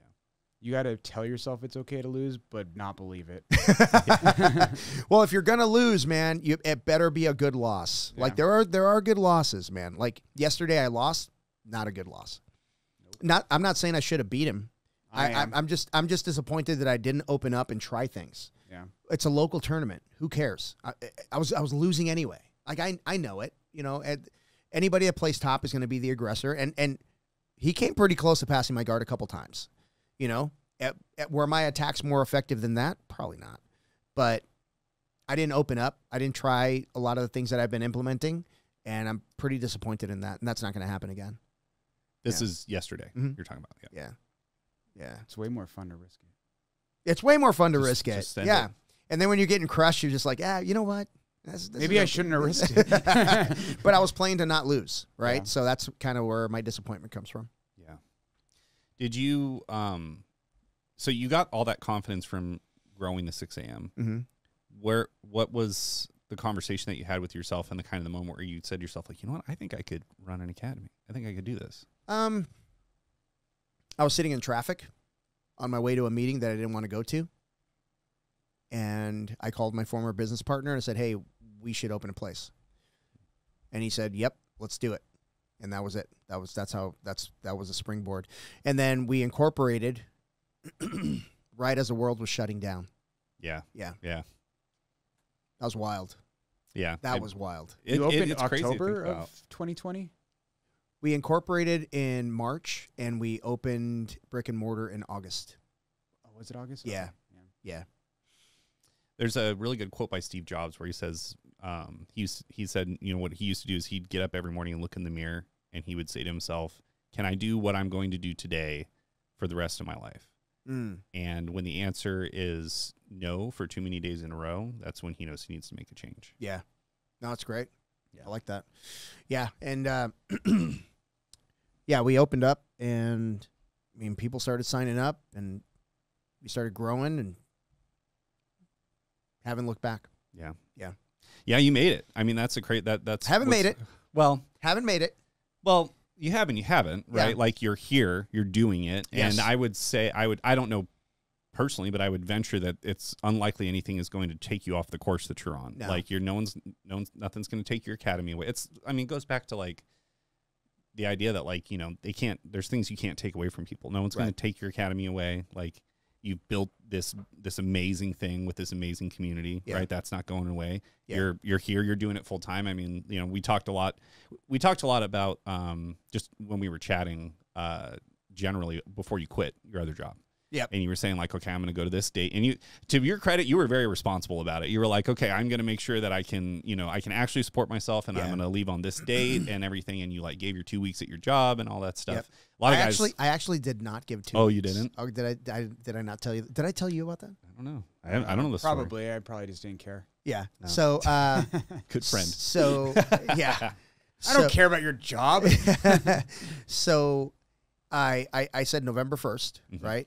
I'm done. So I was going to work from 21 to 22, and then I was going to do the academy full time. So I was working with this guy that we just did not click. Like we just did not work well together. And I flat out told him like, I don't want to work with you because I don't like the way you do business and I don't want to hate you. Like I don't want to have any animosity towards anyone. So I just choose not to work with you. And I got called into the principal's office for that, right? I thought that was pretty professional of me. They're pretty mature to say, hey, I don't want to hate you, but I hate you. Yeah. Yeah. So I just don't want to work with I'll you. kill you if I work with you any longer. Yeah, no, he needed a punch in the face. So, still does, I think. Probably. So, he and I butted heads on this project, and I went, gosh, man, it was one of those deals where it was like the last straw, and I knew like it was going to go to a different place, right? We were going to have some kind of confrontation. I wouldn't put hands on him, but we were going to have a confrontation, and I don't want to do that. Like, I did not want to do that because it's not. I'm leaving. Like, I don't care. Like, I'm leaving. So I went and I talked to my boss, and I'm like, hey, man, Brian, I really need your help on this. And you know, I said, if I'm not the right guy for this position, I want to give you permission to fire me. Like, just let me go. Like, I'm okay with that. He's like, no, I'm sure we can work something out. And I said, okay, well, this is what's happening with this person, and it's going to go to a bad place, and I just don't want the confrontation. Like, you got to just keep him away from my jobs and me. If you could do me that solid, that'd be great. And he's like, oh my gosh, you know. When I explained it to him, he's like, this is the first I'm hearing about this. He goes, I'll see what I can do. So I told my other buddy, I told him about the confrontation. And he's like, wait, he said he'd never heard of that before? He's like, he kicked me out of his office so that they could talk about you. Like, he knows all about this. Oh, Jesus. So at that point, I was like, man, maybe I should tell him that I'm quitting. Like, he's a good guy. He's always been nice to me. Like, I kind of owe it to him, you know, to give him like a 30-day notice or whatever. Because you switched companies to work for him. Right? Yeah, to work for him. So, but then once I heard that, I was like, I didn't tell him shit. Yeah. I'm good, man. So I went in to quit, and it was November 1st, and I went first thing in the morning. I even tied my shoes. Like I was all dressed up. Very important. Yeah. And because I normally don't. So so I tied my shoes, and I go in to quit, and he's not in his office. Son of a bitch. Oh, damn it. Like I had my whole speech, my whole quit speech ready. So so I'm like, okay. So I had all my stuff with me. Right. And so I set my bag down, and I go to the bathroom, and I see this other guy who's my boss's boss, this guy, Tim. Cool dude. I've known him for years. And I was like, hey, Tim. I was like, hey, where's Brian? He's like, oh, he's getting ready for this big sales meeting that you guys are having next week, and he likes to work from home when he does that. I'm like, cool, you got a minute? Yeah. So I gave all my stuff to Tim, and I just told him, I said, listen, I said, you guys know that I own a small business, and I said, it's getting big enough to it requires way more of my attention than it had in the past, and it's not fair to you guys. You guys are giving me a great salary, benefits, and I'm just not able to give you 100%, and that's not fair to anybody in this room. So, you know, I said I would normally give 2 weeks. I said, but I've spent the last 3 weeks turning over all of my projects to other people. I said, I'm good. If you're good, I'd like to just leave today. And he's like, no notice? I'm like, I'm sorry, but I said, everything's handled. And people have my personal number. They can call me and blah, blah, blah. And Tim's like, sounds like you got everything worked out. Yeah, that's fine. So gave me my walk-in papers that day. And, you know, I was actually leaving, and Tim catches me, and he's like, hey, we need you to sign some documents before you go. I was like, can you just FedEx those, and then I'll sign whatever you want? He's like, yeah, that's fine. So we just kind of worked it out. But, yeah, I walked out and started doing this full time. That's awesome. It feels great just saying it, dude. I know, like, right? I fucking love it, dude. Yeah. I love that I walked out. And it was one of those deals, man. Like, I say this a lot, man. Don't get good at a job you don't like. Like, there are good jobs out there, and you can survive on way less than you think. You know, you can do it. But man, if you hate going to a place that you go to every day, don't go, man. Don't do it. Like, I'm not saying just quit your damn job. I'm saying find something you'd rather do, you know, try to make a living doing it, and just run with it, man. Yeah. Or have a side hustle that you love. I don't know. Or I guess the best situation was kind of like mine, right? Where my job funded my passion. Like, I would not have been able to take the trips to Las Vegas if I had not had that job. Right. You know, I work for a lot of good people who gave me a lot of leeway, right? That I could travel and do this stuff, go to San Jose, go to New York, you know, and go just do my passion. So that's another way to live your life. That's cool too. But if you're living with stress and you're coming home stressed, there's something wrong there, especially if you're taking it out on somebody who just is happy to see you. Right. Yeah. Yeah. Well, I think, I think that's pretty much everything, man. Yeah. It was, and here we are. 2.5 hours. Wow. You didn't talk about when you met me, though. How did you guys meet? Jiu-Jitsu. Just in class? Or yeah, no, so Tojo take me back to the exact day. Tojo, he's a fresh, dewy-eyed white People belt. are 2.5 hours in, they're like, I don't give a fuck about Tojo. They're like, let this end already. Yeah. No, Tojo and I met in Paul's class. I was a brand new white belt. He was a seasoned 4-stripe white belt. Really? Yeah. It was probably like right after Pans. You got your blue belt after Southwest Classic 2013, I think. No, you got it in 14 because it was after Pans in 14. It was 14. Yeah. So you got your blue belt in 14, and I had gotten maybe my second stripe as a white belt. Yeah. Yeah. And you just met in class and met in class, clicked and hit it off. He was a fat fuck. Yeah, fist bumped. We didn't hang out a lot because he was still climbing. So I don't know if you're still climbing now. Up until more or less halfway through blue belt, I wasn't really climbing. Yeah, that was. But you did after blue belt. Like, you disappeared for a minute. Blue belt, I did disappear. Yeah. Where I would come in like once a week. Yeah. You know. Yeah. And he would post these photos of him, like, he looks like that big on this giant rock. I'm like, dude, you're gonna die. You don't post those. But yeah, so then we really, like, Tojo and I didn't really like hang out like every day like we do now until maybe 5 years ago. Well, way more than that, because think about that's COVID. Yeah, that's right, man. So add 4 or 5 Yeah, years. yeah. But like our first couple of years, like we knew each other. We'd go to Vegas and hang out and party. But like when we came back, it was just like we really didn't do a lot outside of Paul's Academy I would until say it like was like 6 years around ago. 18 or 19. Yeah. And that's when I couldn't get rid of him. It was like Yeah. mold. Oh my gosh, he was everywhere. But yeah, I remember Tojo and I were having a beer at this place, and this lady comes up and she goes, "Is he your son?" I'm like, "Yes, he is." As a matter of fact, He's my paying son. too. His name is also Alex. You know how actually I like really like how I bookmark where you and I actually started hanging out? We both bought bows together pretty much. that's right. Yes. Which was the 2019 Hoyt Hyperforce that we both bought. No. We both had those bullshit Bass Well, Pro ones. before that. Yeah. Yeah. But you and I were like, we both upgrade. Yes. We were like kind of like, shooting, dabbling a little bit. And then Yeah. we both like, were like, let's buy a $1,200 bow. This is what Tojo does. He'll get a bow and he'll just work on it and work on it and work on it. And the day he's driving nails with it, he'll buy a different bow. Drives me absolutely crazy. Like, I got a new bow. Why? Like, that one is He perfect. enjoys the grind. Yeah, that's what it is. I don't know that I took my bow to a shop ever. Like, even like just learning he was learning how to tinker. So I would just bring my bow to him. You like build sites and stuff, right? And, like, I got a don't know, knife. I've seen some stuff. I got a on knife he Instagram. made me. Yeah. I do all sorts of stuff. Have you seen my cutting Yeah. board that he made for me? I haven't. Gorgeous. Yeah, really nice cutting. Has He the went- wrong logo on it though. He went, yeah, we'll have to do it again. Yeah. No, but he went through this phase where he was making cutting boards. Dude, you could, if it wasn't so time consuming, it'd be a good hustle. Dude, it is. It's a lot of work. Yeah. And like people don't understand, like even like they would be like, I had this lady reach out to me who was like a real estate agent who wanted to like buy cutting boards for like housewarming gifts Yeah. for like her clients. Great idea. And she wanted to give me $50 a board. I was like, bitch, that doesn't even cover cost. Get the fuck out of here. Yeah. I think 150 might be a good starting point, but not 50. Yeah, I think I was charging like 120, 130. And then this was obviously like years ago when. Wait, that asshole's making thousands off the house sale. She wants to give you $50. Yeah, she's a bitch. Yeah.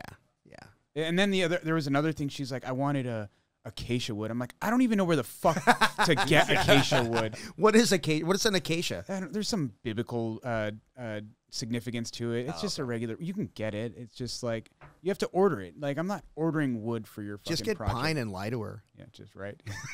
Got this Home Depot 2x4s. I bet you can make it look good. Yeah. But Tojo, I have a knife Tojo made. I have a cutting board he made. He fixes a lot of the crap that I break. Haven't fixed your grill yet. Yeah, I haven't fixed my grill, and I'm very disappointed. Amy in you. will remind me. I guarantee it when we go downstairs. Yeah, man. But no, like I said, man. When I'm boring people with stories about my life, a lot of them are gonna have his name in it. A lot of the stories I tell are gonna have his name in it. So That's awesome. Yeah, he's a good dude. He's a Like good almost guy. getting blown off great. the mountain. That was a fun one. That was the fun one. Yeah, we got the worst fucking camping story ever. So I'm pretty sure we've told the story twice. Yeah, it was on the. I remember the episode. Yeah. So we talked about you and I would talk a lot about when you were kind of making that transition into like being a full-time entrepreneur, how you were really kind of closing one chapter of your life, and it really, I mean, it's like you how old are you now? 51. I'll be 52 in October. So you turned 50 not last year, but the previous year. Yeah. So I remember it's like you're turning 50, you've started this academy, you're leaving this other job, you're going towards something that you really loved. So you really, you really closed the chapter now, and you've got this new chapter ahead. 10 years from now, how do you want this one to end?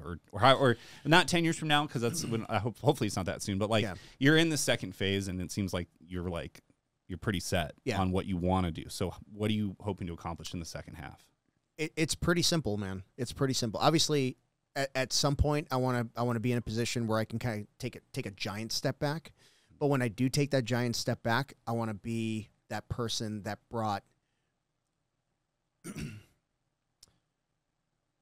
Let me see if I can explain this.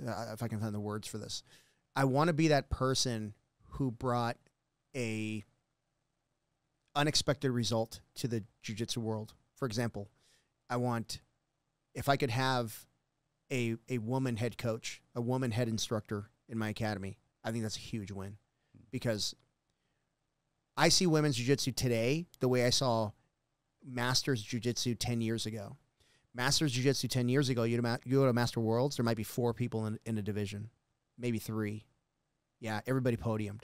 Now you got 45, 35, right? Mm-hmm. And I'm not saying it's harder for me. I'm not saying that. I'm just saying, like, I don't have to hope that I have competitors for Master Worlds. I know I'm going to have full brackets, right? Women's divisions, it's not like that. They struggle to find, outside of the adult division where they're starting to get a little bit more competitive. I hate Amy to say has competitive. like one person? Yeah, Amy might have one person in her at Master Worlds. So what I'd like to see is I'd like to have a hand in growing that. Like the women have done. In 2017, the women said, we want our own weight classes. Like we don't want 2. We want 5, just like the men. And the IBJJF was like, oh, no, push back. And they fought for it. I don't know if they were going to go as far as like boycott because they were 1% at the time of the sport, but they got their divisions, right? Now they got to fill that shit. Yeah. But again, not only do a lot of people quit, a lot of women don't start, right? And you got the same amount of quitters, same percentage, right, as people that, as the men, but it's a much smaller pool, right? So you got women that are brown belts and black belts going, I just don't have anybody to compete with. Yep. So that's where that's really like if I could act with any real intent, I would intend to grow that and help be a part of that growth, and eventually have a woman head instructor at my academy, and that be a regular thing, right? That'd be a normal thing, because if you ask any woman like black belt, like, oh, who are you under? It's always a guy, right? Right. Very rarely do you hear a woman say, "Oh, I'm under this person." Right. So Sophia McDermott is like an anomaly, right? She's the only one that comes to mind. Several women are under her, but other than that, like, who do you got? So that's something that I think that needs to change if the sport is going to grow, or the martial art is going to grow, and that's something that Taekwondo has done really well. Shit on them all you want; they got their shit together. Yeah, for sure. So, yeah. All right. Well, what has it been on? Pushing 2 hours and 40. 2 hours and Steven, 40. do the outro. Huh? Do the outro, Steven. Oh, yeah, you got to sing the outro. I don't know about sing the outro. Yeah. No, do the outro. I mean, that's it. We went from the beginning, and now we're here today. I think that I kind of already mentioned this, but like, I think one of the things that you've really accomplished is that goal that you set out to be a mentor for people. You're a huge mentor to me, like, and you have been, especially through everything I've been through in the last 2 years. And I know a lot of the guys at the academy definitely feel the same way. So thank you for that. Thank you for kind of spilling your guts here and putting it all in one place. We talked about at the beginning, you said you'd like to have a log, like a journal of your life to share with your kids one day. So I hope that this is something they can look back on and know you well, like not just your kids, but your grandkids and your great-grandkids down the line. So that's all. Thank you for joining us. Thanks for joining us, Tojo. And we'll see you guys for episode 100. Follow us on Facebook, you got to do the Instagram. outro. What? I don't. For all the socials. Let's see. Follow us on Facebook, Instagram, and not Twitter because we don't use that. Not TikTok because we don't use that. Don't go to the website because it's still not up. Not up. Make sure you subscribe, and if you like the podcast, please leave a comment. If you didn't, then this has been the Jiu-Jitsu podcast. So, another podcast of some kind. We'll cut that out. You do the end. You do the outro. All right, everybody. If you love the podcast or if you hate the podcast, please like and subscribe. Please follow us on all the socials, Instagram and Facebook, and that's YouTube. Please subscribe on YouTube. And love you guys. Thank you for being on, and we'll see you next time. This episode of the BJJ Foxcast is brought to you by BioPro. BioPro is an all-natural alternative to prescription human growth hormone, which aids in recovery, anti-aging, metabolism, libido, immunity, skin health, cognition, sleep, and stress. Just 1 vial per day provides a substantial boost to all of these growth factors. Okay, so that's what they want me to say. Here's what I know as an aging grappler. I've been using BioPro Plus and the nighttime variant, BioPro Plus Cortisleep, for several months, and it feels like I've grown a third lung. My gas tank is noticeably bigger, my recovery is faster, and I'm back on the mats much quicker, not just between training sessions, but between rounds. Now you can get $30 off your first order of BioPro when you use the code FOXCAST at www.bioproteintech.com. That's code FOXCAST for $30 off your first order at www.bioproteintech.com. Thank you, BioPro.